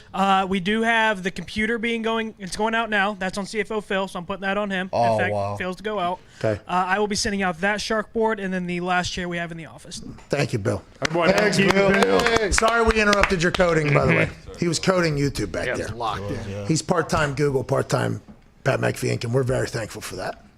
He writes the code for YouTube. Oh, yeah. Someone's got it. Puts the headphones on. Hey, nobody touched me. Hashtag. I'm going to go over here. I'm going to buy 4 guns. Go over here. I'm going to buy a sword and 4 knives. Okay?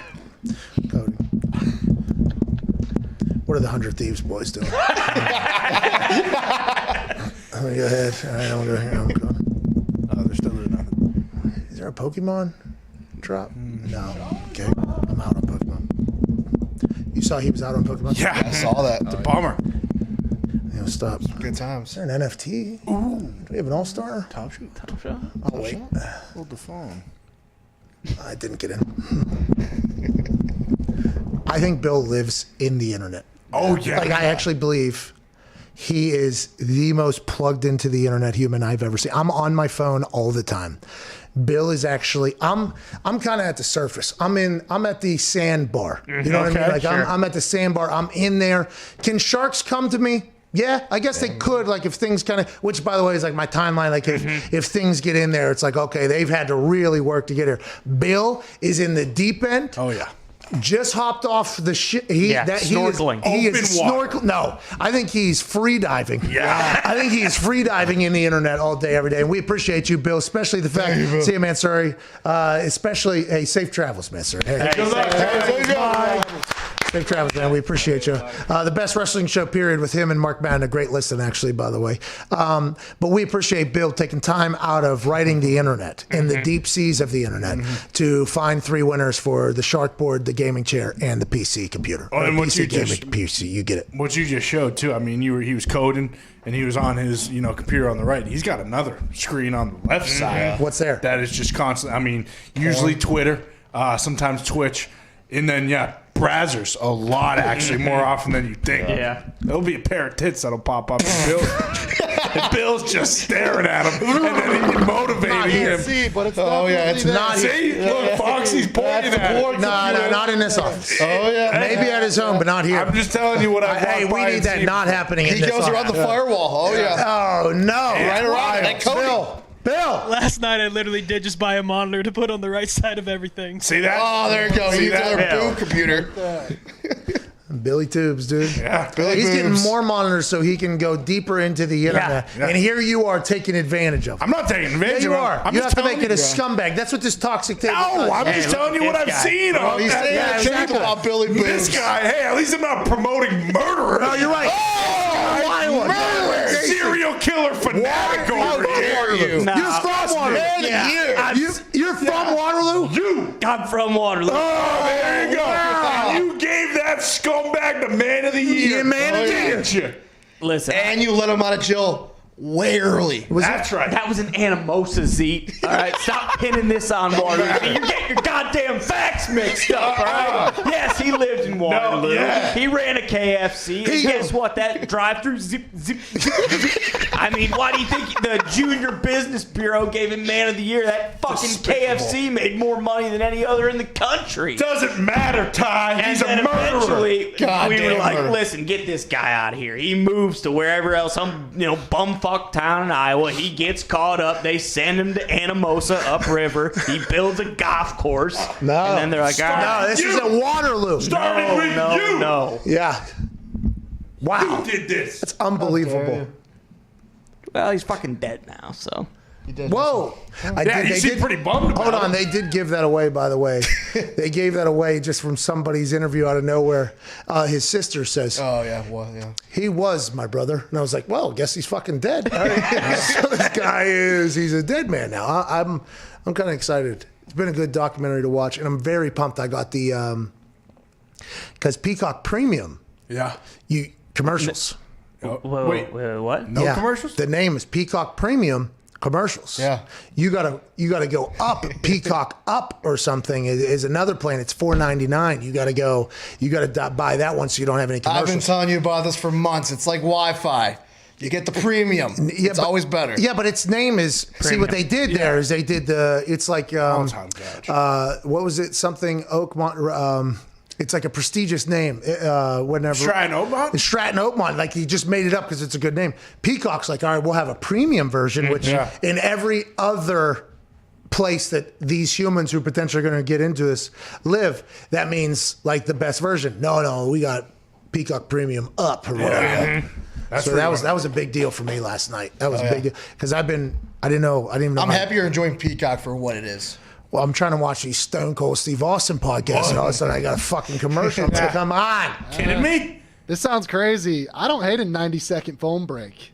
I really don't. Oh, come on. You stink, dude. I really don't hate it. Bro, have a little discipline. Just press pause on the show. No, it doesn't work that way. You don't actually do that. Oh, yeah. I do. No way. Oh, yeah. I do that. Because then I see the show's on, then you're checking your phone, and then you got to rewind. That's a big problem in itself. The rewatch is a problem. But there was a lot of rewinding last night with this John Wayne Gacy because if you get distracted at all, maybe by your phone while you're watching, you miss some incredible stat about this horrific human being that you never thought was possible. Just wait till they break down the actual crawl space. I don't know if you got that far yet. The It's goddamn insane. detectives were eating dinner with him. At his house. Come on in. What is this guy?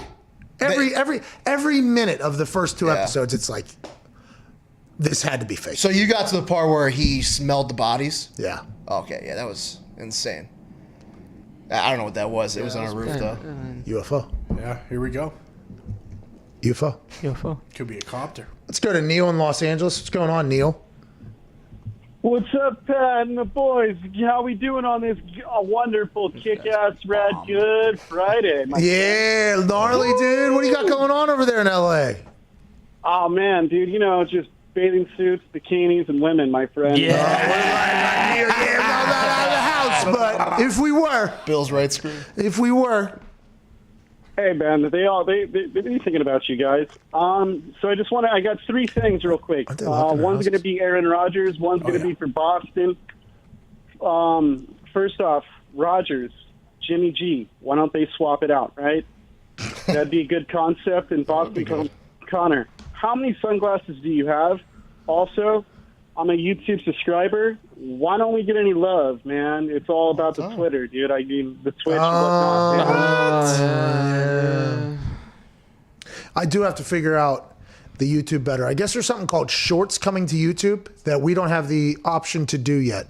But when it gets, do we have it yet, Tubes? No, they still don't. Yeah, so whenever we get that, I'm gonna start spending more time on the YouTube platform. But right now, there's really nothing I could do. I guess there's the story stuff, but we're gonna the shorts. I think we're gonna try to take advantage of. What are shorts? Shorts are. I guess it's supposed to be like the TikTok and the IG stories and everything like that. But only a couple people have it on YouTube. We do not have That's it. kind of silly not to give it to us.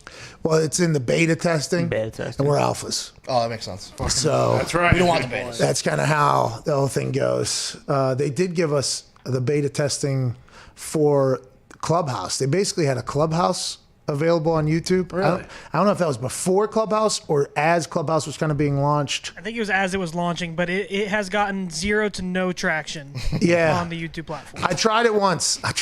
On there, and it was very bad. Is Twitter the best one for that? Yeah, I think. Well, I don't know. I've never done I the haven't used Clubhouse. Clubhouse, either. I've used Spaces though on Twitter. I'm a big fan of the Twitter Spaces. I still don't have that. You got to join in one. Is that how you unlock it? I think so, yeah. At the beginning, it was beta testing. Once again, I never get any of these things. Then you do one, and allegedly the next morning it pops up on your thing. Yeah, once I hopped in 2 of yours, I was able to get it the next morning, Pat. It's so why don't awesome. you come and I join love my it. space, dude? Well, I never knew about it. Didn't Well, why don't you come didn't into my join space, mine bro? either. I'm going to Z. come in your space. Don't come in my space. I'm going to come. Surprised you didn't do one last night for the Penguins game. Well, the Pens last night, big win, huh? Well, it's always a big win when you beat the best team in hockey. Yeah. Of course. So we did beat the Bruins. Yeah, you did. John Wayne Gacy, dude. There was a clown. There was a clown flying around Chicago. There was a clown. Iowa first. Clown doing parties at kids with kids. Oh yeah, I know the story of John. Like, he was basically a politician, by the way.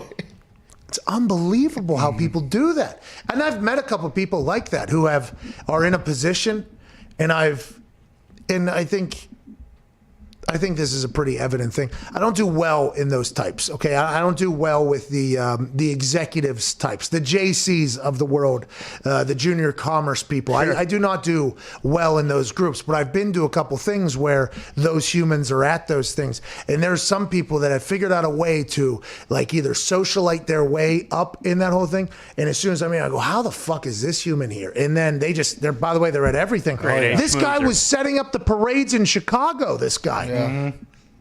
Well, Iowa said he was a good guy. Oh, and it's Iowa's fault, because you scumbags in Chicago. Well, we're gonna let the bury guy. all these bodies inside his house. Hey, he's a crossfade. good guy. Let's let him, do the parade. He's killing everybody, but He had a Man of the Year on his resume because of you. Oh, yeah. We thought he was a good guy. He did lead off with, that was Man of the Year there. Exactly. When he was talking about Waterloo, Iowa. yeah, because he was talking about his award from the Better Business Bureau for having the best goddamn KFC in the United States. Had nothing to do with his personal achievements. Earlier, when you were describing that drive-through, you were almost describing like a Chick-fil-A drive-through. You were. It was pretty close.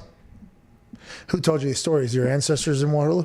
No, Grandma and Grandpa. Yeah. Live in the same neighborhood. Best almost, friends. right? Yeah, the house actually was, That's insane, by Not the way. too far from my grandma and grandpa's house. Block parties. I knew a kid who grew up in that house. He was probably 7 years younger than me, but yeah, same house. I don't think there are any dead bodies in that one, but We should check, actually. I don't believe that for a second. I believe they try have to done hear their that. due diligence once they found it. Yeah, it's it's crazy. It's wild. He was long gone before I was born, so. You should probably check that out. Oh, I didn't know we were that close. Oh, it was close. Dude, what is... That's going to be a good gift. I mean, legit, though. I didn't know this was in the family almost. It's not in the family. So your grandparents went to that KFC all the time? No, and to be honest, I don't know if it was even a KFC. It was. It was. Okay, all right. So I'm not. Yeah. I didn't know it was that close to the fam, though. I had no idea. Oh yeah, right up. There was a part where they were talking about his contracting company. He was making $1 million or something like that. PDL. Yeah, that was Painting, designing, Liver. landscape, or maybe it was PDM. Yeah, maintenance. Maintenance, yeah. Painting, design, and maintenance. Yeah, I was making $1 million off of that. And then he had other little sub companies. PDM Design is one, which if it's painting, design, maintenance, design, that's a bad name. Guy should have probably fucking. Stooge. This guy. Terrible guy. Did they not have it? They didn't have that purple list or whatever. What was it? What's the list whenever you're a sex offender? You have to go meet all your neighbors. No, yeah, Oh, you you have to, mean- yeah. Well, I don't think so, right? They started doing that well after Did this. they start doing it because of this guy? I wonder. I think it was the string of. Because the neighbors were like, "Oh, he was chatty. He was a guy. Good guy. We call him John. We call him Johnny. Yeah, whatever." Bundy was no different. The neighbors also hey, great guy, family guy, yeah, and when personable. And when this guy was in jail, nobody in jail knew why he was in jail either. So it was like, what happened? They doing golf courses. He did bring in a golf course in Iowa to a jail. Yeah, because they don't care about anything. Let's go to Justin in Hawaii. Aloha, Justin. What would you like to talk to? Mahalo for calling. Boys. Good morning, gentlemen.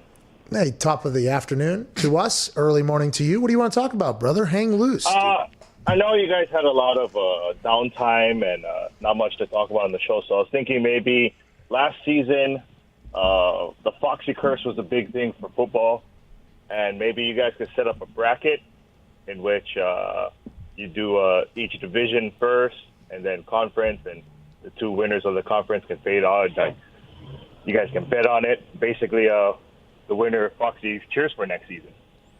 Okay. Appreciate that, Justin. What's he saying? Basically, it sounded like some sort of bracket to find out who Foxy's going to be a fan of next year. Foxy's back on the Lions. Yeah, he is. Yeah, I'll be rooting MCDC. for the Detroit Lions, right? That's not how this works. For a week. Well, no, probably at this At least point, 10. 12. Yeah, 12. Because another game. I don't know if they come out and lose, 48-0 to the Jets. Then Yeah, but I think he's letting MCDC do their thing. Yes, thank you. And Jared Goff, give him some time. Yeah, give him time. Yeah. First year in the league. Let's go to Jameis in Minnesota. What's going on, Jameis? Hello? Hello. You hear me? Yep. Hey, Pat and the boys. How you guys doing? Hey, man. Hey, just hanging out. How are you, bub? I'm doing good, thanks. My question is, we have the Minnesota State High School hockey tournament going on right now. And every year they rank the best flow. And so I was wondering if Pat and AJ, with some great flow back in the playing days, if they would ever rank the team. Okay, I appreciate that, Jameis. Yeah, the Minnesota high school hockey always has an abundance of incredible lettuce. Yeah. The mullets are flowing. There's mustaches. There's great hair. I do appreciate them for doing that every year. It's almost like the entire league is like, hey, listen, we know what type of hockey we play around here. Okay. Play good hockey, but by the way, we're going to look hilarious while doing it. I appreciate them doing that. Is that right now? Is that happening right now? Yeah, I do believe so. Really? Yeah. I haven't seen any. It hasn't made its way into my timeline yet. Well, usually, too. I mean, especially in Minnesota, that state championship game's packed out. Obviously, it won't be this year, but there's clips of full arena. Oh, yeah. Minnesota hockey, junior hockey, high school hockey is a big deal. We had a kid go out, a couple kids leave our high school to go live in Minnesota to play hockey. Yeah. Damn. Big hockey stay up there. Minnesota's Canada. Pretty much. Basically, yeah. It is. Yeah, they're hockey state, Minnesota. Yeah. One of them, there's a couple, obviously. And then there's Hockey Town, and that's Pittsburgh. That's where I'm from. And there's Hockey Town, and that's Detroit. Which is dead. If Pittsburgh was hockey town, why did the guys leave Pittsburgh to go play hockey somewhere else? Well, because the amateur shit we don't fuck around with. Oh, okay. You go elsewhere. Okay. Penguins won 5 straight, actually.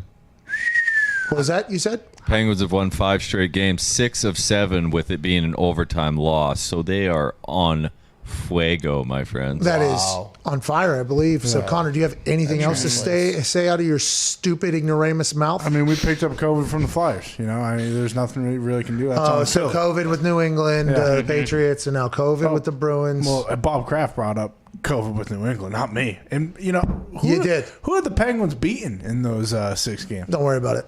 Don't worry about it. I've been watching every game. Yeah? Every game. Whenever Sidney's out there on the ice, I'm not missing it, pal. He's the greatest of all time. I told you this the other day. Gonzaga was up 45 in the first half within the first 4 minutes. You might want to turn that off. No. This is the greatest college basketball team we've ever seen. They only have a couple games left. Let's watch this. Yeah. That's what I do with Sidney Crosby. They beat the Bruins yesterday. Yeah, they beat the dog shit out of the Bruins. Yeah. Beat the dog shit out of the Bruins last night, man.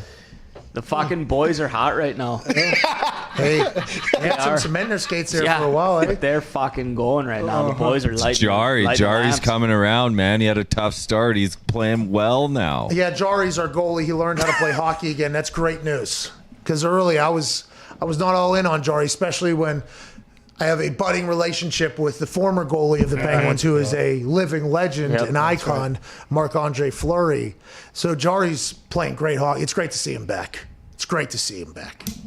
Kid was young. They gave him money. Forgot how to play hockey. Now he's back. Of course. Pittsburgh Penguins, Lord Stanley's Cup. Yeah. Coming back home. Here we go. Not the Boston. Boston stinks. I mean, you're winning against a backup goalie. Who cares, Play the Bruins tomorrow again. Oh, yeah.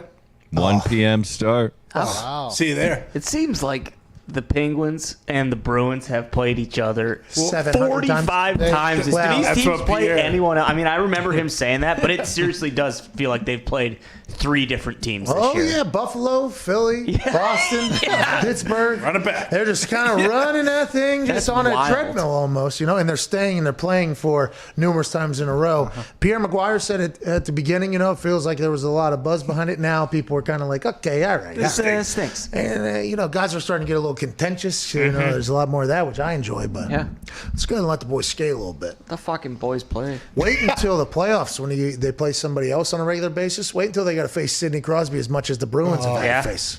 It's been very unfair for Boston and Philadelphia and everybody else that we've had to play. Well, yeah, but we're getting used to Sid. We're going to know Sid's moves come playoffs. That's why I feel great about us being able to play Penguins this many times. I think... And I'm the hockey aficionado around here, so of course I know this. I think my first time seeing Chara in a Washington Caps jersey, though, behind the scenes was him and Ovechkin. There was a video of them like before the game in the tunnel or whatever.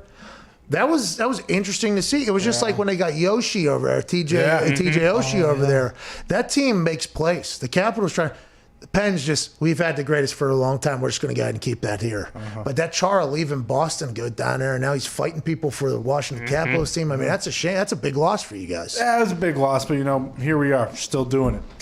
Still top of the division, still doing what we always do, and that's win hockey games, dump and chase, and we will do that until we die. Come on. Yeah, it seems like your team's dead right now. Nope. Goalie just got hurt. There goes that garbage out of your mouth again. Let's go to Doug in Cincinnati. What's going on, Doug? Hey, what's going on, Pat and the boys? Happy Good Friday.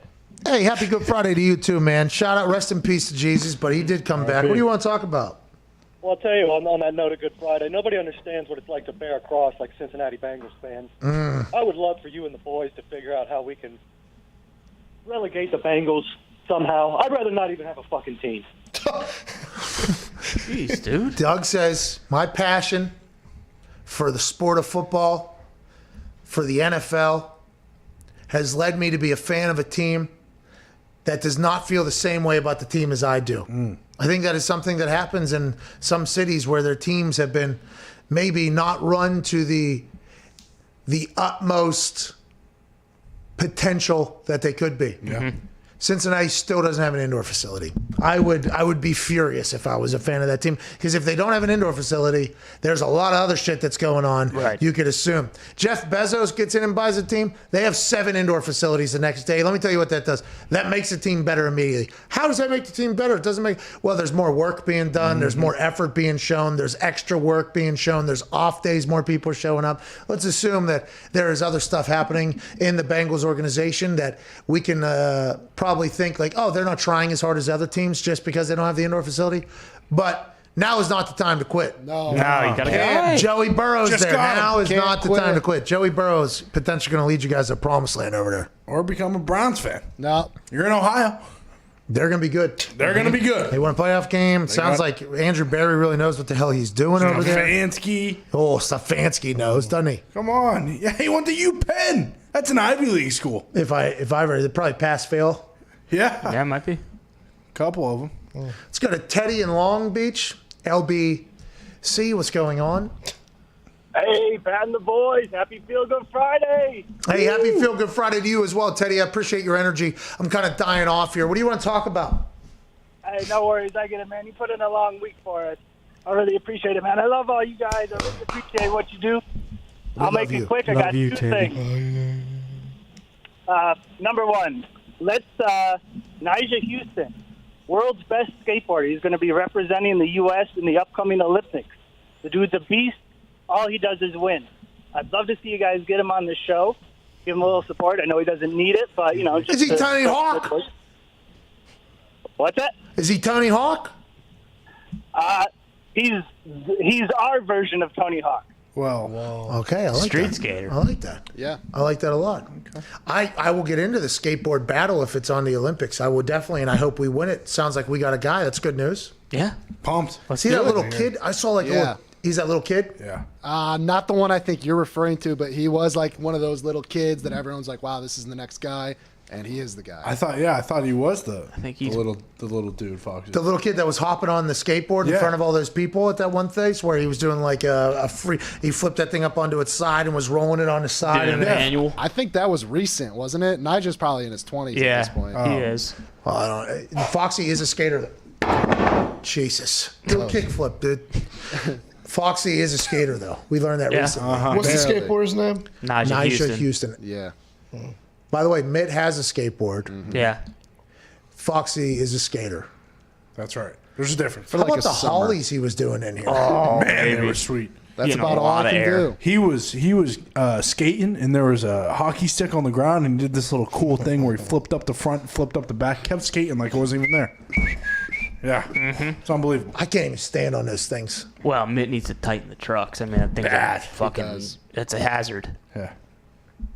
Oh, this guy's good. Bro, I don't give a truck, bro. Okay. Hell no. How about Lil Wayne goes to jail, comes out, loves skateboarding? Do you think they gave him a skateboard in jail? Oh, yeah. Yeah, we gave him a half pipe, too, probably. Hey, good luck. Have fun. Hey, listen, you're not allowed to be around anybody else. Somebody's going to try to kill you. You kind of got to be yourself. Here's a skateboard. Here's a little thing. Yeah. Because he comes out on the other side of that thing. Nasty. Yeah. Loving. He built an entire skate park for himself. Yeah. I wonder if, and is that something that you can request if you go to jail, you have a lot of money? Just a skateboard. Yeah, you can't be a skater at least. Because you could learn in there in a very small space how to do things, you know? Because in those small spaces, I'd potentially, if I'm in there, I'd ask for one to kill myself because every time wham, in those jails, I think. You think he was ollie in there? Oh, probably kick flips, heel flips, pop shove it. Bro, his shins probably got so beat up in there for a while. Manual. Let's go to Tyler in Oregon. What's going on, Tyler? Hey, what's up? How you doing, Pat boys? Just hanging out. How are you? I'm doing pretty good, So I want to talk about the 49ers and why the fuck the media is trying to force Mac Jones down our throats. We don't want him. We don't want him. So you think the media is just saying this stuff without any conversation at all from anybody in the 49ers?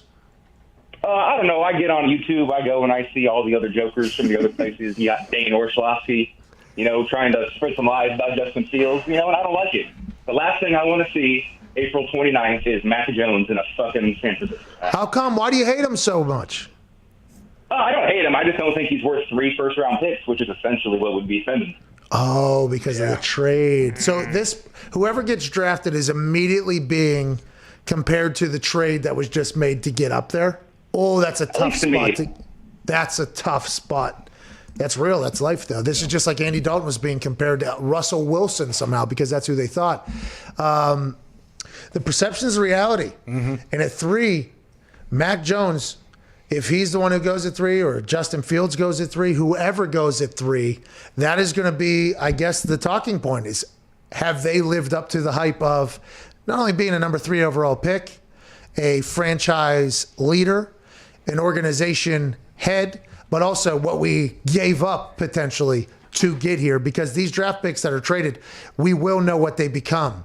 And if anybody gets somebody that is just an absolute spectacle of a football player, and they say, remember when, just like the Mitchell Trubisky, Patrick Mahomes, Deshaun Watson thing. Oh, yeah. That's tough for whoever gets in that number 3 spot. And if they hold on to Jimmy G, they're not going to know for another year, too.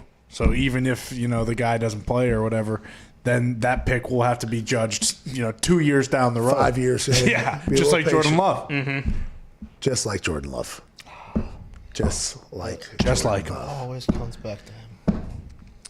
So, nothing. I mean, you know why that happened now, don't you? Because you promoted that serial killer murder. Oh yeah, Wayne Gacy. Waterloo, Iowa, home of the Schmitz. Also home of the birth of the man of the year, John Wayne. He wasn't born there. Yeah, he was. There. They said he was a normal person, and he goes there, changes everything. Yeah, becomes a murderer, becomes a clown. Also, great KFC there. You forgot.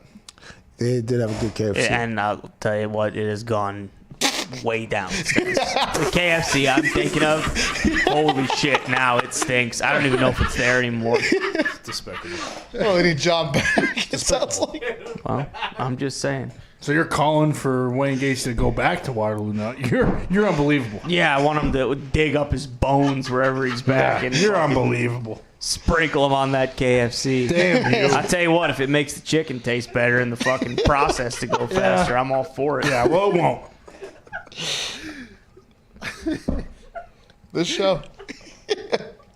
Gourd on you. You are a terrible person. What do you mean? For your chicken satisfaction, you want to bring back somebody who was a terrible human. No, I'm talking about his dead body. I'm not talking about reincarnating the guy. I'm saying dig up his dead body and fucking throw it in a garbage can out back if you think it's got some magical juice that's help running this KFC. The guy's fucking dead. I'm not gonna see from him again. I'm not promoting him. Well, you guys kind of did. This is kind of what Waterloo has done with this guy. No. We did not. Yeah, did he start clowning in Waterloo, or was he doing that before? I basically did clown in Waterloo. Yeah, he don't know shit from apple butter. Right? He's just passing it down the road because he knows. I will say he started the clowning in Des Plaines, Illinois. Oh, see, so he really. But he bought the costume in Iowa. He though. became a heavy hitter once he went to Illinois. No. Like, you know what? What was his name? Defoe? DAFO, I think was his clown name. No, fuck. Bill Defoe was his. Holy shit. Pogo the clown. Pogo. Bogo. Bogo? Pogo. P-O-G-O. Pogo. Good name. And it was made 10 years before John Wayne Gacy, so that was not true. What? I looked that up before. I thought the Scary Clown movie was based off of him. Oh, it was written. I had to look it up. I mean, we debunked that. Oh, I know, but I thought there was a little bit of a chance. Okay. I respect it. IHOP. Good eggs. Great eggs. It was eggs. Forgot about that. So when you think eggs, you think IHOP's eggs. Favorite eggs? Yeah, it's up there. I don't even know. I don't like Denny's. I like, you know who makes a consistent egg? Who's that? That Egg McMuffin has the most consistent egg of all time. Yeah. Always. That's a Chicago thing. What's that? McDonald's, Chicago. It's a real egg, too. Huh? It's a real egg, too, every time. That's why. That's Because what we're they have, thinking. Like the little. Thanks, thing that Ray they just, Kroc. like, crack the egg, slide it in there, oven. They put in a minute. little circle encasing, put the egg right in there. Perfect every time. It's so good, too. Yeah. That makes that. Now, the Canadian bacon. Oh, jeez. Yeah, quote unquote is right. The ham that they put on there is so good. Then the American cheese. Then that muffin. Oh. Get one right now. I'm allowed to eat. I'm intermittent fasting, by the way, for everybody who calls me fat on the internet. Thank you. Sons of bitches. No, it's good. It helps me. Of course. It's like a cycle. The internet bullies me. I get into shape. Then I get comfortable. Then the internet bullies me. I get into shape. Then I get comfortable. It's good for me. Yeah. This Sleep Number bed is not, though. Oh, man. This fucking thing. Did they ever respond? I didn't send him a tweet. Oh, okay. Until. Well, I mean, it feels like I'm laying on a goddamn fucking blow-up mattress in the middle of a tent. Terrible. What am I doing? It moves. You know, this thing was pricey. I was going to say, I'm guessing it was not cheap. This thing was either. very expensive. And it moves, and there's like settings, and it's an app and this whole thing. And I get in there, and I'm laying down. It's basically like you just got two, I guess, double beds next to each other, twin beds. I thought I was going to fall off the bed the entire night. Jeez. And then my leg did fall in between the two mattresses because my wife has one and I have one. I mean, it was a bad experience. What else is good about it? Does it stay cold or like heat up or anything? It heats up. It doesn't stay cool, though. That's terrible. Yeah. It's the opposite of what you want. I know. It's very, I'm not. I am not. Night one was not great. They didn't send you like a fitted sheet that goes over both of them so you don't have that issue. No, because it's individual fitted sheets, actually, because you potentially. Because they're at different angles. Yeah. So you're literally in a hospital bed.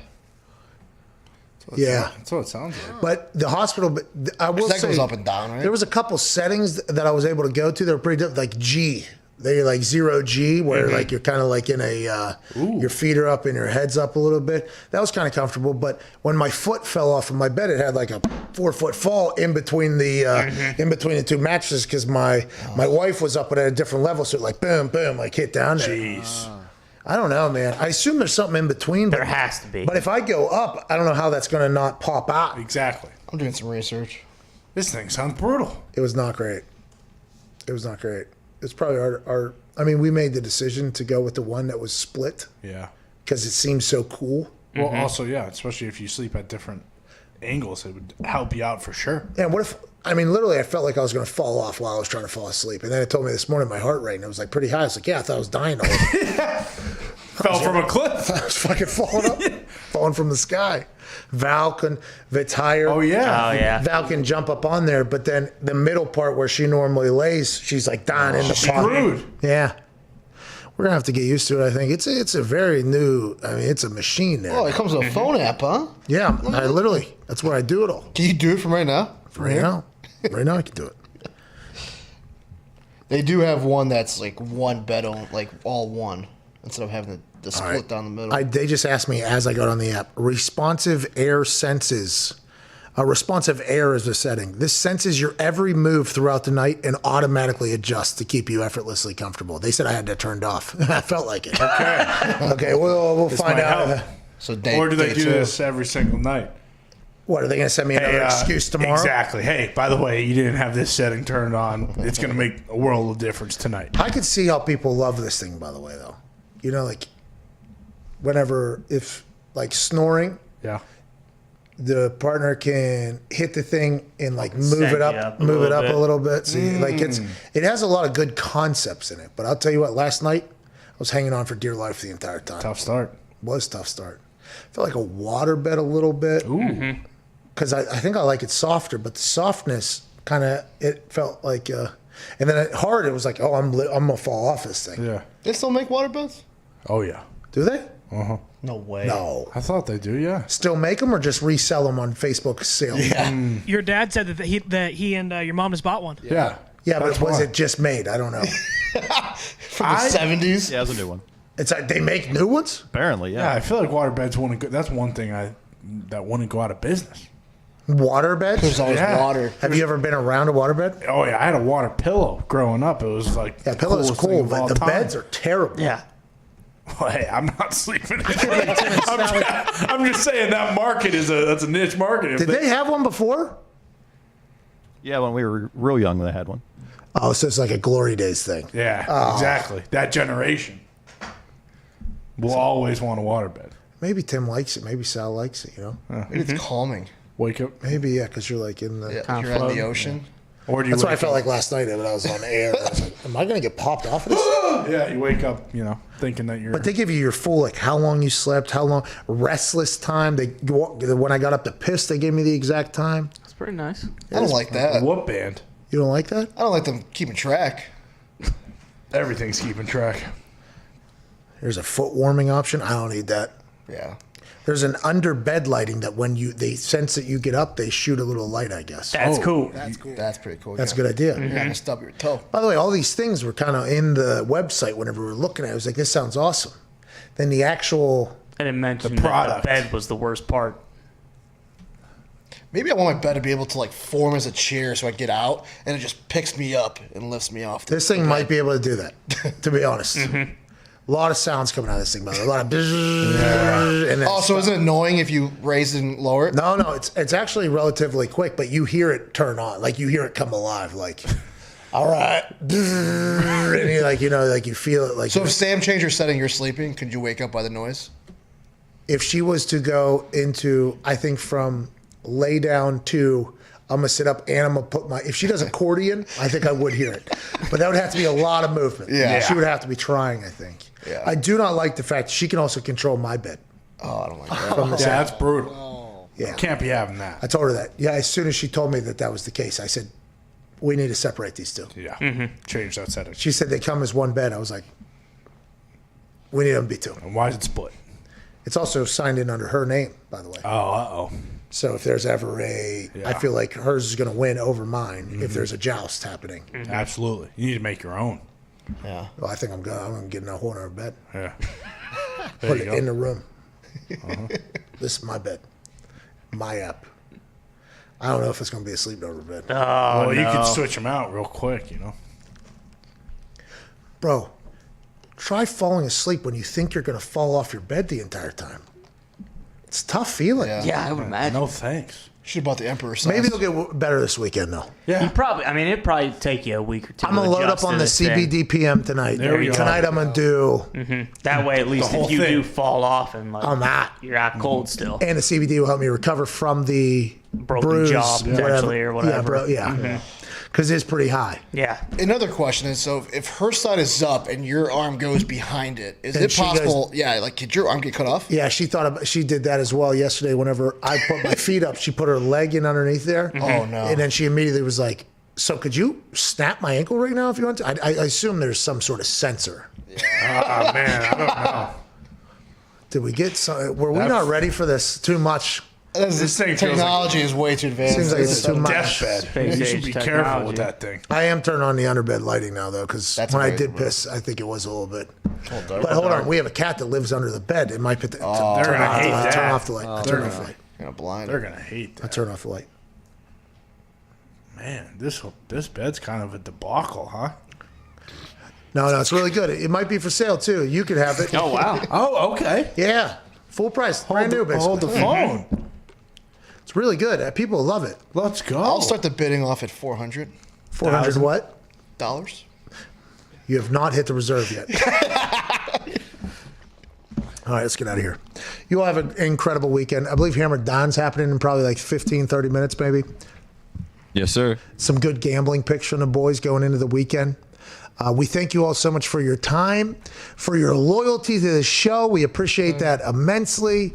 To all the boys, I appreciate your effort this week. Cannot wait to get back here Monday and get a chance to work alongside you fine humans. You too, boss. You too. Well, now I've learned. I think I'm gonna learn even more about Waterloo this weekend, but I have learned a lot thus far. Ty, I'm happy you're no longer out there, pal. Yeah.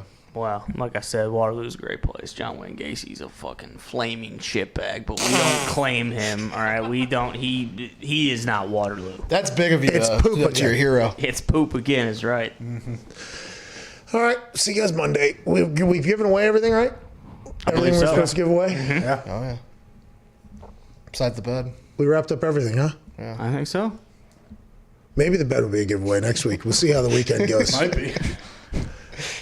You're going to have to pay for the shipping and also the people that are going to come in and get it out of there because I think this is like a car got parked in the bedroom. Was there a whole entire like white glove service? They had to like put it together? Yeah, yeah. Oh, jeez. How many wires are off of the... I haven't seen I didn't even think about that. But Scootsy, our cat, lives under there. I assume she's going to find some shit to fuck with. Oh, yeah. It's like the first computer. Yeah, it is like the first computer down there. Yeah. You think she's typing away? It's tough. You couldn't even type on those things. All right, show's over. Have a good one. Have a great weekend. Enjoy the Final Four. Gonzaga's going to win. Yep. I believe I have a boost right now on FanDuel for Gonzaga and Baylor to win. Yeah. Right? Since the beginning of the season, these two teams allegedly have been the greatest college basketball teams of all time. They were put together basically to win a championship this year. Here we are, the Final Four. They appear to be doing that just as we speak. Love UCLA. Love Houston. Love everything they got going on. But if I'm betting, which I am, I'm betting on the favorites to win, and it might not be that exciting. But the parlay of Gonzaga and Baylor both to win was minus 170. Okay, that's not great on your money. Now it's even money at FanDuel Sports. Let's go. Gave it a little bit of a boost there. Patty Parlay's super boost from minus 170 to plus 100. I believe $50 will be your max bet, but I feel very good about it. And we'll come back on Monday with hopefully a better show than we had. Oh, yeah, big guest coming Monday. Huge. All right. Cheers, everybody. Have a great weekend.